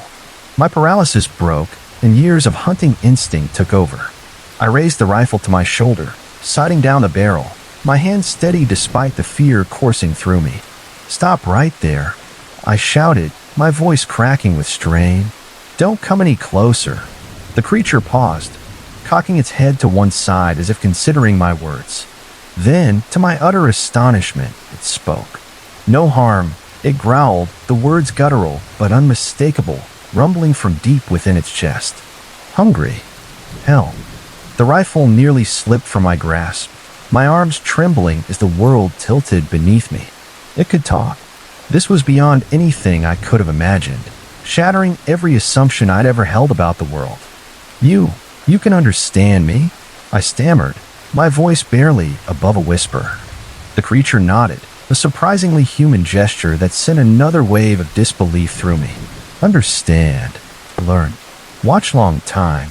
Its voice was rough, like gravel grinding together, but the words were clear, each one carefully formed. My mind raced, questions piling atop one another. How long had this thing been out there, watching us, learning our language? And more importantly, what did it want? "Why are you killing my animals?" I demanded, finding my voice again, the anger rising to meet my fear. "Hungry," it repeated, its eyes never leaving mine. "Forest food gone. Need help." As my eyes adjusted to the darkness, I began to notice details I'd missed before. The creature was thin, its ribs visible beneath the matted fur, its frame gaunt despite its massive size. There was an air of desperation about it, like a starving dog driven to scavenge, its strength tempered by hunger. Slowly, I lowered my rifle, every instinct screaming at me to run, to shoot, to do something. But a deeper part of me, part that had grown up on this land, that felt a connection to every living thing on it, held me in place. "What are you?" I asked, my voice barely audible, the question hanging heavy in the night air. The creature seemed to consider this for a moment, its head tilting slightly. "Old," it finally said, its voice tinged with a weight I couldn't quite grasp. "Very old. Last of kind." A wave of sadness washed over me, unexpected and profound. Whatever this being was, it was alone, the last of its species, driven by hunger and desperation to risk exposure. I thought of the farm, of the generations who'd worked this land, of the loneliness that sometimes crept in during the long, quiet nights. "Listen," I said, the words spilling out before I could stop them, reckless and insane. "I can't have you killing my livestock. But maybe we can work something out. If you help me around the farm, I can make sure you're fed." The creature's eyes widened, a flicker of hope crossing its strange, inhuman features. "Help how?" it asked, its voice cautious but curious. I thought quickly, my mind scrambling to make sense of the impossible situation. You're strong, right? There's always heavy lifting to be done. Fences to mend, equipment to move, hay bales to stack. And you could keep other predators away from the animals. No more coyotes or foxes sneaking into the pens. It was a wild plan, born of desperation and a strange, inexplicable empathy, but it felt right. For a long moment, the creature stood silent, its gaze steady as it considered my offer. Then slowly it nodded, its shaggy head dipping in agreement. Agree, it rumbled, the word heavy with finality. Work for food. No more kill. Relief flooded through me, so intense it nearly buckled my knees. It was crazy, absolutely undeniably insane, but somehow I'd managed to negotiate a truce with a creature that shouldn't even exist. Okay, I said, lowering my rifle completely, the weight of it suddenly unbearable. Let's head back to the barn. I've got some leftover roast in the cooler there. We can figure out the details over a meal. As we walked across the moonlit field, this impossible being lumbering along beside me, I couldn't help but laugh a low, disbelieving chuckle at the absurdity of it all. What would Sarah say when she saw this? How would I explain it to the neighbors or keep it hidden from the curious eyes of the town? But as I glanced at my new, employee? Friend, I saw something in those inhuman eyes that struck a chord deep within me. Gratitude, relief, and maybe, just maybe, the faintest glimmer of hope. We reached the barn, and I flicked on the lights, the harsh fluorescent glare flooding the space. The creature blinked, its eyes narrowing as it adjusted to the sudden brightness. In the stark light, it looked even more out of place.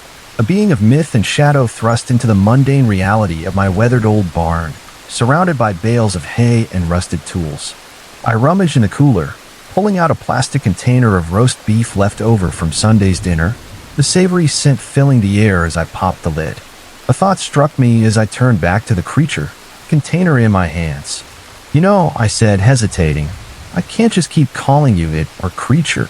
Do you have a name? It made a series of low, rumbling sounds, a string of syllables that might have been its name in whatever language its kind once spoke. The sounds were guttural, alien, impossible for my tongue to replicate. That might be a bit tricky for me to pronounce, I said, scratching the back of my neck. How about, Buddy? At least until we come up with something better. The newly christened Buddy considered this for a moment, its head tilting as it tested the word.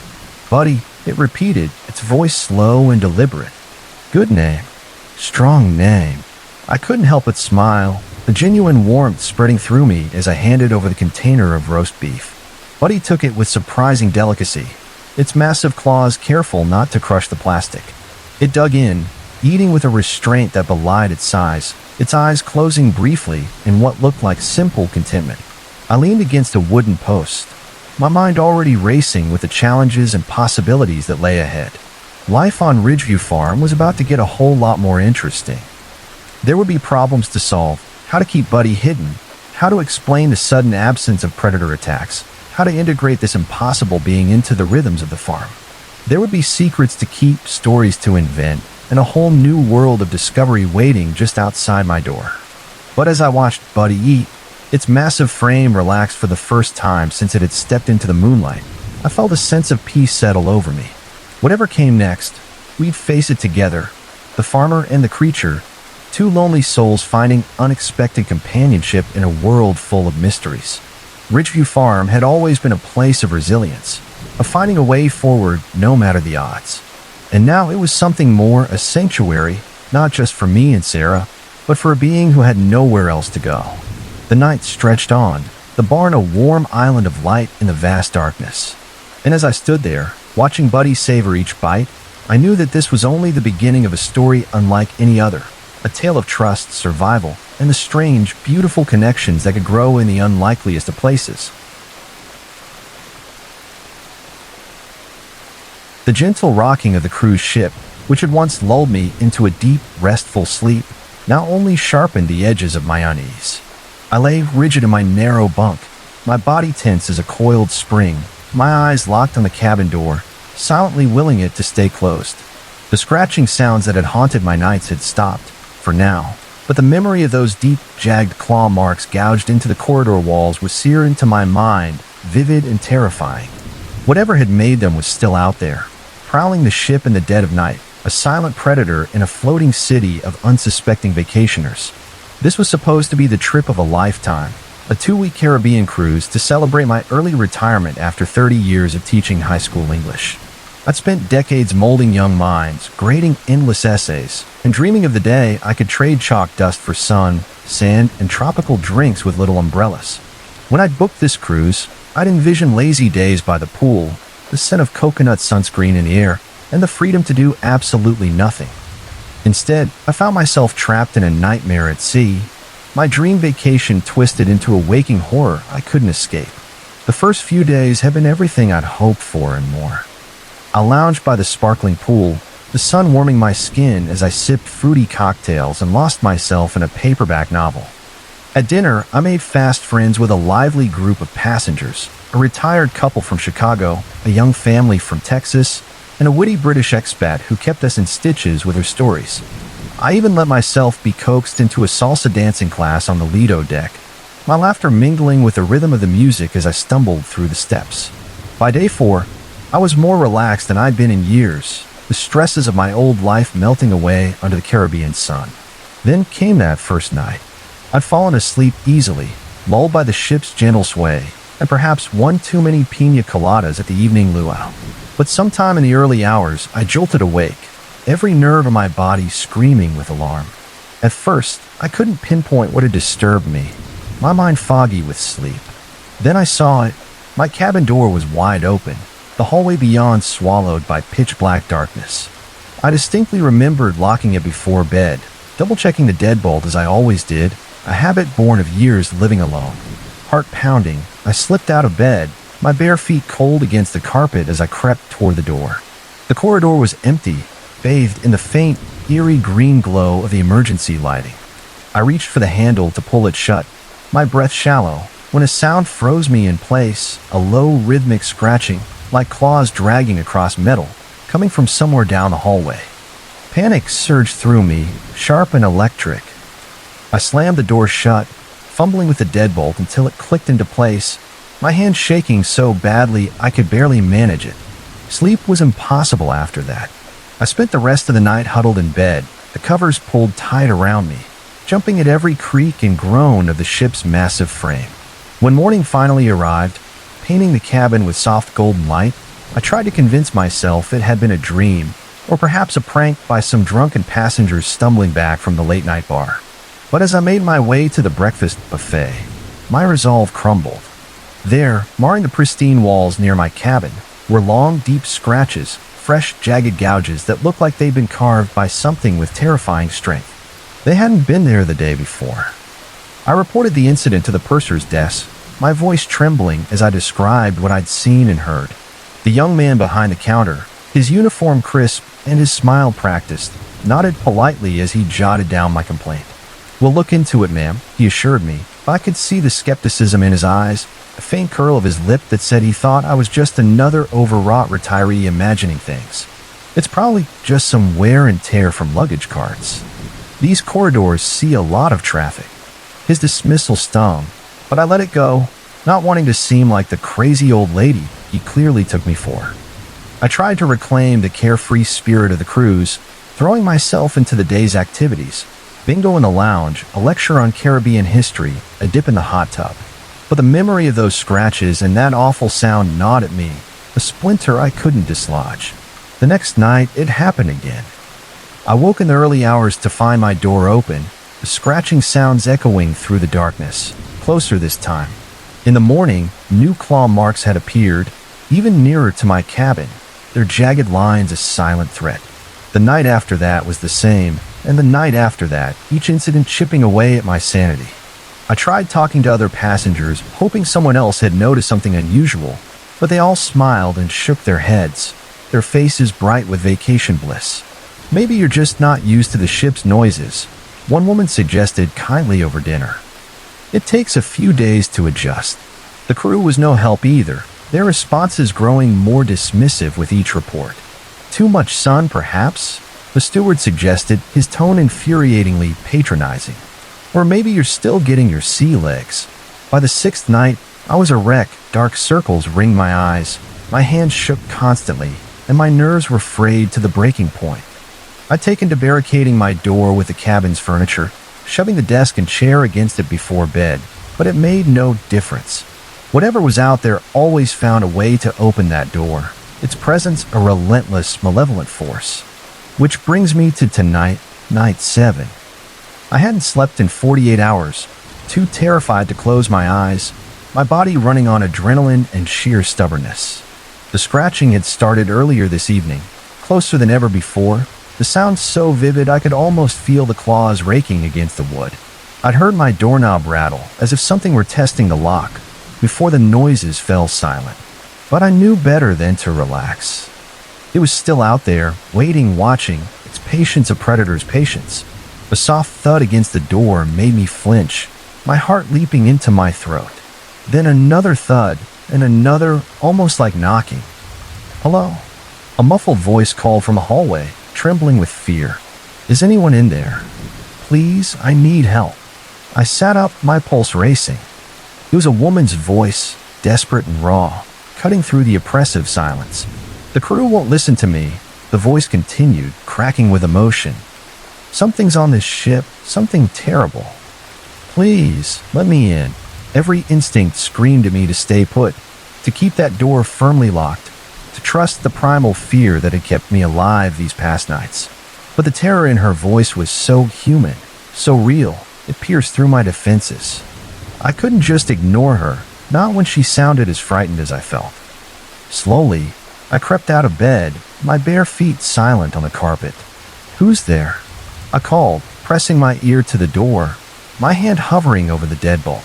"Oh, thank God," the woman replied, her voice thick with relief. "My name's Lisa. I'm in the cabin 2 doors down. Please, you have to let me in. I think it's coming back." I hesitated, my hand trembling on the doorknob. Then I heard it, that familiar scratching sound, growing louder, closer, like a storm rolling in. Fear for her overrode my caution. In one swift motion, I threw open the door, and a figure rushed past me into the room. I slammed the door shut behind her, clicking the deadbolt into place with a satisfying thud. I turned to face my visitor, my breath still coming in short, sharp gasps. Lisa was younger than me, maybe in her early 30s, with long dark hair tangled and disheveled, as if she'd been running. Her eyes were wide with fear, her face pale, her hands clutching the straps of a small backpack. "Thank you," she gasped, her voice shaking. "I didn't think anyone would believe me." "I believe you," I said, surprised by the steadiness in my own voice, a calm born of shared terror. "I've been hearing it too. Seeing things." I gestured vaguely toward the door, the memory of those claw marks flashing in my mind. Lisa nodded frantically, her hands twisting the straps of her backpack. The open doors, the claw marks. God, I thought I was going crazy. "What is it? Have you seen it?" I shook my head, sinking onto the edge of my bunk, my legs suddenly weak. "Not clearly. Just sounds. Scratches. The doors opening when they shouldn't." "You?" "Not clearly either," she said, her voice dropping to a whisper. "Just glimpses, a shadow moving too fast to be human, glowing eyes in the dark." She shuddered, wrapping her arms around herself. "But I've heard it. Those awful scratching sounds. And sometimes I think I hear it speaking." A chill ran down my spine, sharp and icy. "Speaking? What does it say?" "I can never make out the words," Lisa said, her eyes distant, haunted. "It's like no language I've ever heard. All growls and clicks, like something ancient, something wrong." I sank back against the wall, my mind reeling. What do we do? The crew won't listen. We can't be the only ones who've noticed something's off. Lisa paced the small cabin, her movements jerky, her hands running through her tangled hair. "I don't know. Maybe we could try to gather evidence, set up a camera or something. Catch it on video, force them to take us seriously." I opened my mouth to respond, but a sound stopped me cold. That scratching again, right outside my door, louder and more insistent than ever. This time, it was accompanied by something new, a low, rumbling growl that seemed to vibrate through the walls, making the hair on the back of my neck stand up. Lisa's eyes went wide, her face draining of what little color remained. "It found us," she whispered, her voice barely audible. We backed away from the door, pressing ourselves against the far wall of the cabin, our breaths shallow and synchronized in our shared terror. The scratching intensified, the wood groaning and splintering as whatever was out there tried to claw its way in. My eyes darted around the room, searching for an escape. "The balcony," I hissed, gesturing to the sliding glass door that led to the small private deck outside. "We need to get out of here." Lisa nodded, and we crept toward the balcony, our movements slow and deliberate, as if any sudden motion might draw the creature's attention. I reached for the handle, my fingers brushing the cool metal, when I caught a glimpse of our reflection in the glass. My blood ran cold, a scream building in my throat. I could see myself clearly, pale, terrified, my eyes wide with fear. But where Lisa's reflection should have been, there was only a shapeless, shadowy mass, its edges writhing like smoke. I spun around, my heart hammering, the scream breaking free as I faced the thing that had called itself Lisa. It grinned at me, its face stretching and distorting into something inhuman, its features melting into a grotesque parody of the woman I'd led into my cabin. "Oh, clever," it growled, its voice no longer even pretending to be human, a deep guttural rasp that seemed to come from everywhere and nowhere. But not clever enough. I lunged for the balcony door, my fingers scrabbling at the lock, but I was too slow. A clawed hand wrapped around my arm, yanking me back with a strength that was impossible, unnatural. I stumbled, falling to my knees, and found myself face to face with the creature. Up close, its appearance was a nightmare-made flesh-matted, scaly skin that shimmered with an oily sheen, rows of needle-sharp teeth glinting in the dim light, and glowing yellow eyes that burned with an alien intelligence. Its breath was hot and rancid, a stench of decay that made my stomach churn. "What are you?" I managed to gasp, my voice trembling as I struggled against its iron grip. The creature's mouth stretched wider, a grotesque mockery of a smile. "Old," it hissed, its voice dripping with malice. "Older than this ship, older than the sea itself, and so very, very hungry." Its jaws began to open, impossibly wide, the darkness within its maw seeming to swallow the light. I squeezed my eyes shut, certain that my final moment had come, my mind flashing to all the things I'd never do. See my grandchildren grow up, visit Paris, write that novel I'd always dreamed of. But suddenly, the cabin was flooded with blinding light, and the creature screeched, a sound of pain and fury that made my ears ring and my head throb. Its grip on my arm loosened, and I stumbled backward, collapsing against the bunk. I opened my eyes, blinking against the harsh glare, and saw a group of crew members standing in the doorway, wielding powerful flashlights that cast stark beams across the room. But these weren't the smiling, uniformed attendants I'd seen serving drinks or folding towel animals. They wore grim, determined expressions, and in their hands were what looked like high-tech weapons, sleek and unfamiliar, their barrels glowing faintly with an eerie blue light. "Ma'am, are you all right?" One of them asked, a tall man with close-cropped hair and a voice that was calm but urgent. He helped me to my feet, his grip steady and reassuring as my legs threatened to give out.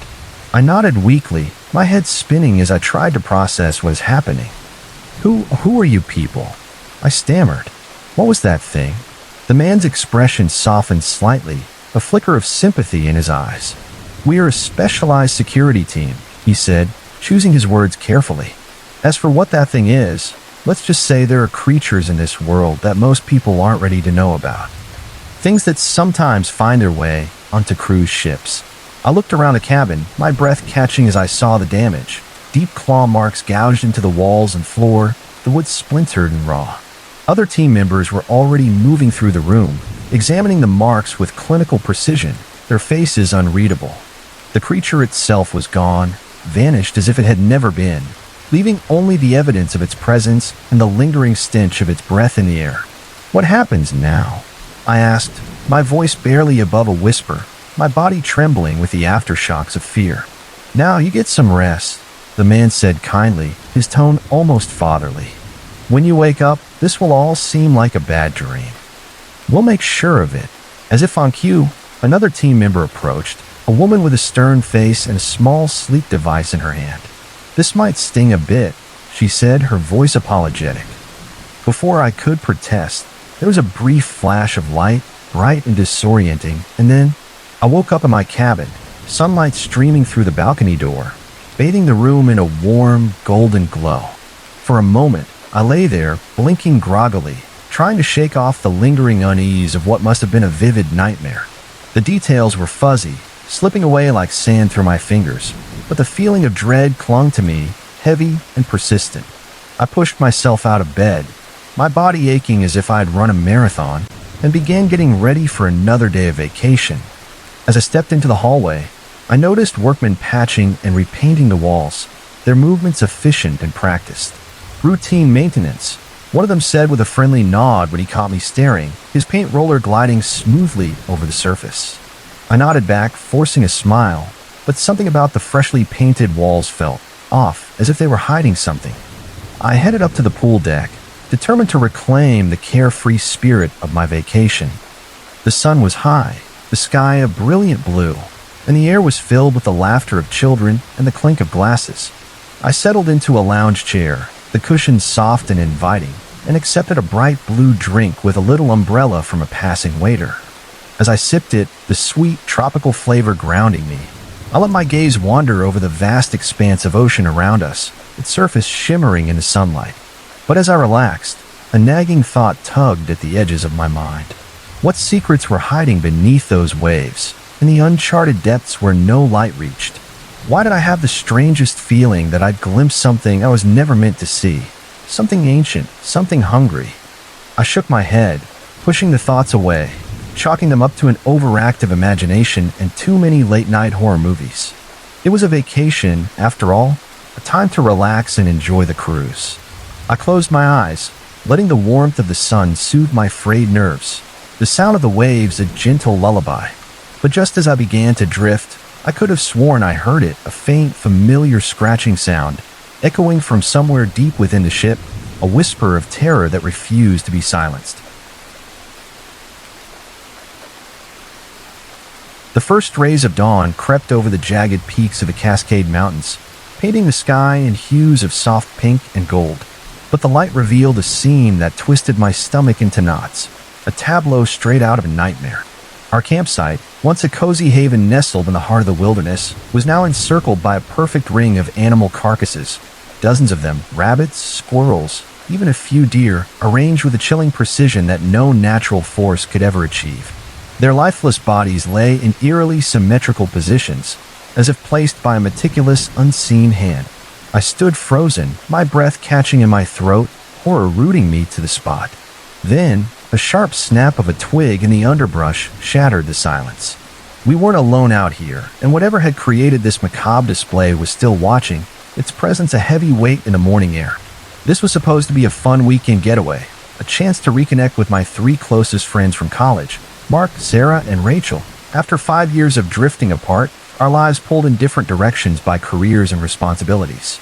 We'd chosen a remote spot deep in the Cascade Mountains, miles from the nearest town or cell phone signal, the perfect place to disconnect from the world and relive the carefree days of our youth. The drive up had been filled with laughter and excited chatter, the kind of easy camaraderie that only old friends can share. Mark, ever the daredevil, regaled us with tales of his latest extreme sports adventures, skydiving in Costa Rica, whitewater rafting in Colorado, his voice brimming with infectious enthusiasm. Sarah, now a high-powered lawyer in Seattle, grumbled good-naturedly about the lack of Wi-Fi, her fingers twitching as if longing for her phone. And Rachel, quiet and thoughtful as always, simply smiled, her eyes drinking in the gorgeous scenery as we wound our way up the twisting mountain roads, the towering pines and distant snow-capped peaks a breathtaking backdrop. We reached the trailhead by mid-afternoon, the sun still high but casting long shadows through the dense forest. Shouldering our backpacks, we set off on the 3-mile hike to our campsite, our boots crunching on the pine needle-strewn path. The forest was a living cathedral, its towering pines stretching toward the sky, their branches swaying gently in the breeze. Babbling brooks crisscrossed the trail, their crystal-clear water sparkling in the sunlight, and every so often, we caught glimpses of the rugged peaks in the distance, their snowy caps glinting like beacons. As we walked, The stresses of our daily lives, deadlines, emails, the constant buzz of notifications seemed to melt away, replaced by a sense of freedom and wonder. "Man, we should do this more often," Mark said, pausing to inhale deeply, his broad grin lighting up his face. "When was the last time any of us just stopped and smelled the pine trees?" We all murmured in agreement, our voices soft, almost reverent. It felt good to be out here, far from the clamor of modern life, surrounded by the raw beauty of nature. Sarah adjusted her backpack, a playful smirk on her lips. "Speak for yourself, Mark." "I'm already missing my espresso machine," Rachel chuckled, her quiet laugh blending with the rustle of leaves. "Give it a day, Sarah. You'll forget all about your coffee addiction." By the time we reached our designated campsite, the sun was dipping below the tree line, painting the sky in vibrant oranges and purples. The clearing was perfect, a small, flat expanse of ground next to a crystal-clear stream, its gentle burble a soothing counterpoint to the forest's quiet hum. A ring of stones marked an old fire pit, and the surrounding pines offered a natural windbreak. "This is it," I said, dropping my pack with a satisfied sigh. "Home sweet home for the weekend." Sarah and Rachel set to work pitching the tents, their movements practiced from years of camping together in college. Mark and I headed into the woods to gather firewood, the air growing crisp as the temperature dropped rapidly with the approaching night. "Hey, check this out," Mark called, crouching near the edge of the clearing, his flashlight beam illuminating the soft earth. "Weird tracks." I joined him, my curiosity piqued. In the dirt near the tree line were a set of prints unlike anything I'd seen before. Large, easily twice the size of my own boot print, with 5 distinct toe marks. But the shape was all wrong, too elongated and narrow for a bear or mountain lion, the edges too sharp for a deer. A faint unease stirred in my chest, but I pushed it down, forcing a casual tone. "Probably just a deformed deer or something," I said, trying to sound more confident than I felt. "Come on, let's get this fire started." Mark shrugged, his usual bravado unshaken, and we returned to our task, piling dry branches into the fire pit.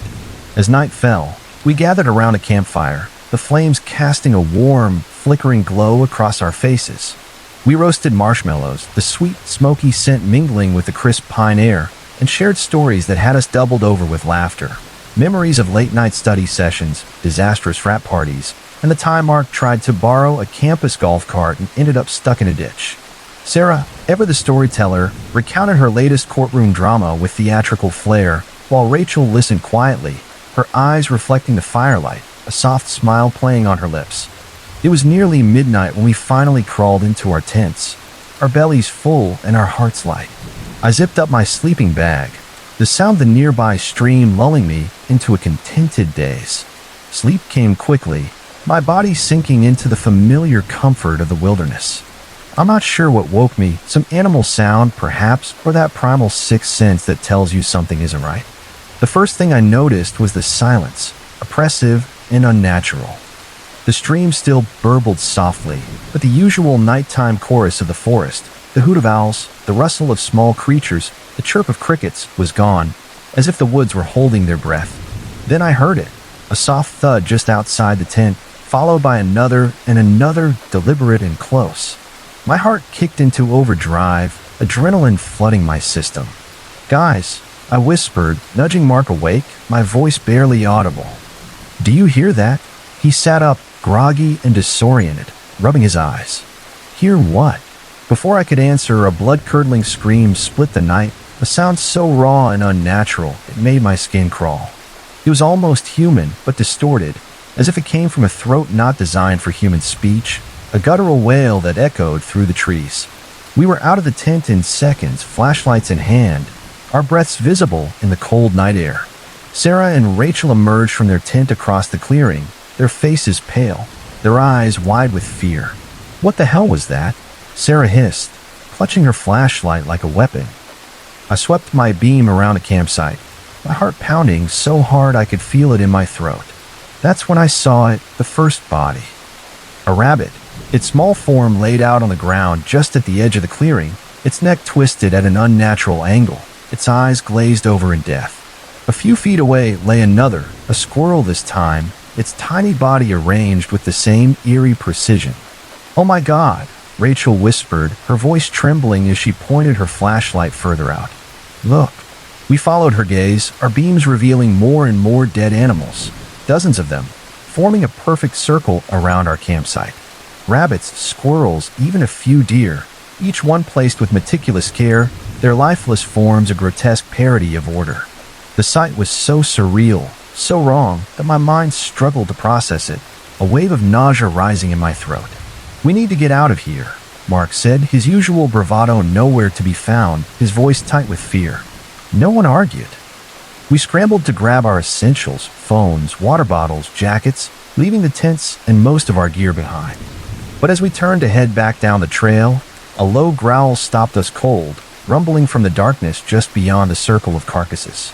I swung my flashlight toward the sound, catching a glimpse of matted fur and a flash of yellow eyes reflecting the beam, glowing with an unnatural intensity. My stomach dropped, a primal terror seizing me. "Run!" I yelled, and we took off down the trail, crashing through the forest, branches whipping in our faces as we ran. The underbrush seemed to claw at us, roots catching at our feet, as if the forest itself were conspiring to slow us down. Behind us, I could hear heavy footsteps, deliberate and gaining ground, the sound of something large and relentless pursuing us through the darkness. My lungs burned, my legs screaming with effort, but fear drove me forward. The image of those glowing eyes seared into my mind. Suddenly, Mark cried out, his voice sharp with pain. I turned to see him sprawled on the ground, clutching his ankle, his face contorted in agony. "I tripped," he gasped, his breath ragged. "I think it's sprained." "Go on without me."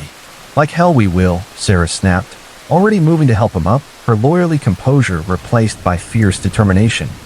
Rachel and I each grabbed one of Mark's arms, half carrying him as we continued down the trail, his weight slowing us but not stopping us. The sounds of pursuit grew closer, the heavy thud of footsteps now accompanied by low, guttural growls that seemed to vibrate through the air.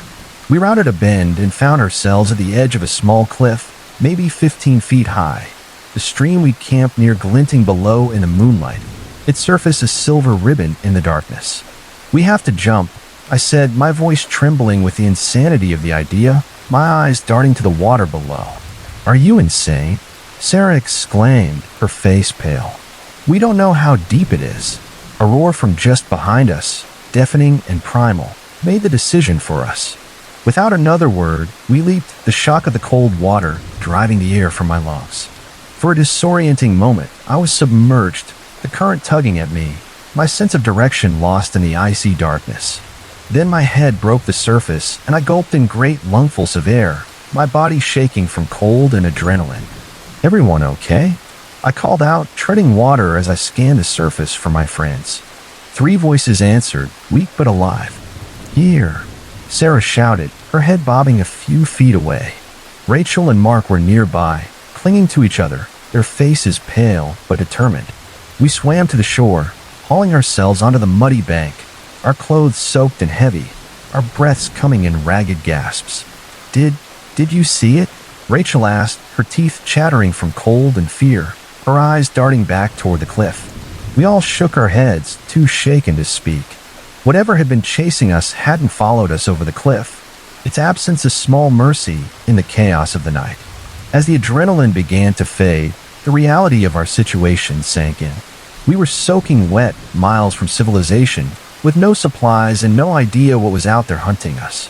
Our phones were useless, the lack of signal a cruel reminder of how isolated we were. "What do we do now?"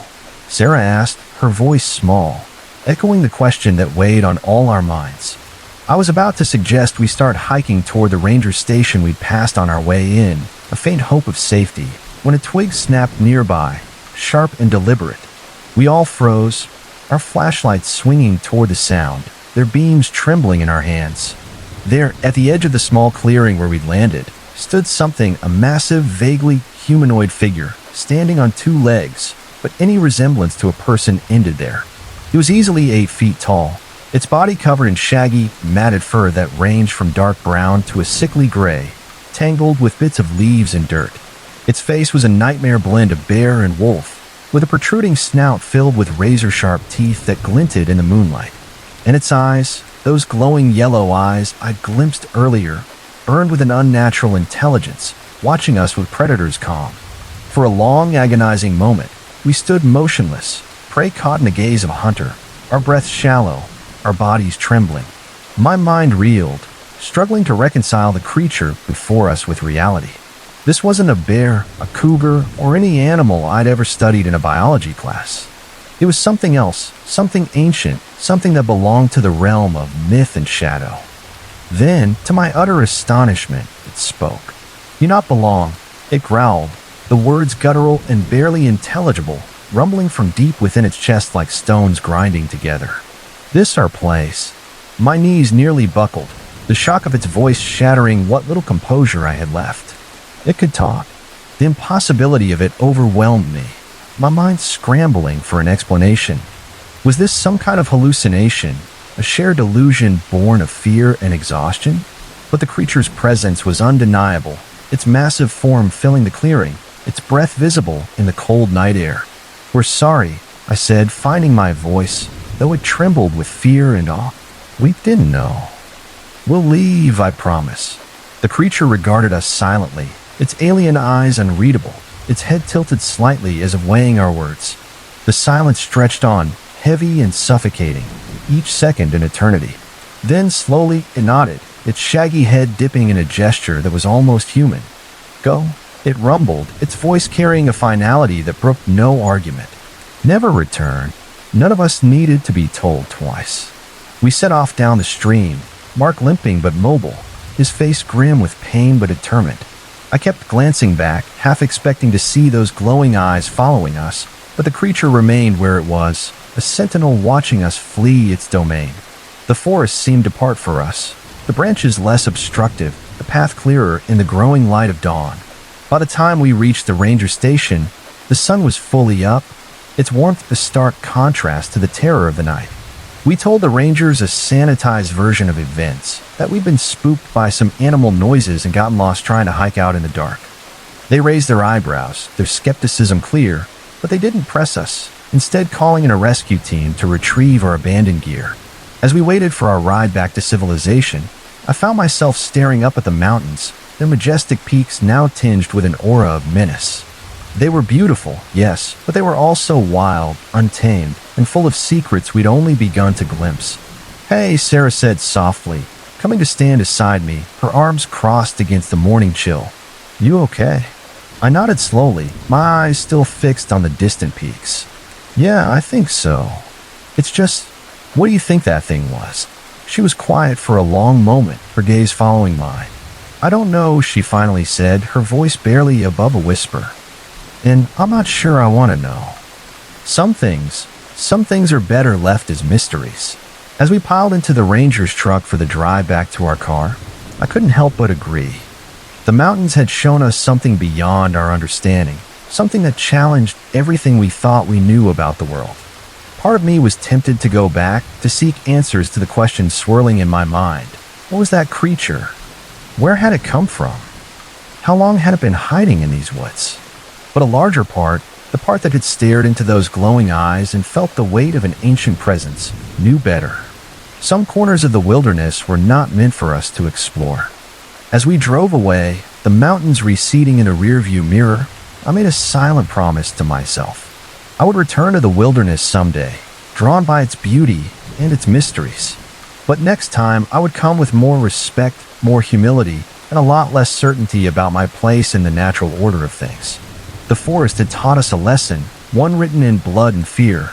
There were forces out there, ancient and unknowable, that demanded our awe and our caution. And sometimes, the wisest thing to do was to leave them be, to let the wild keep its secrets while we carried our own, a story of survival, of terror, and of the humbling truth that we were but guests in a world far older and stranger than we could ever imagine.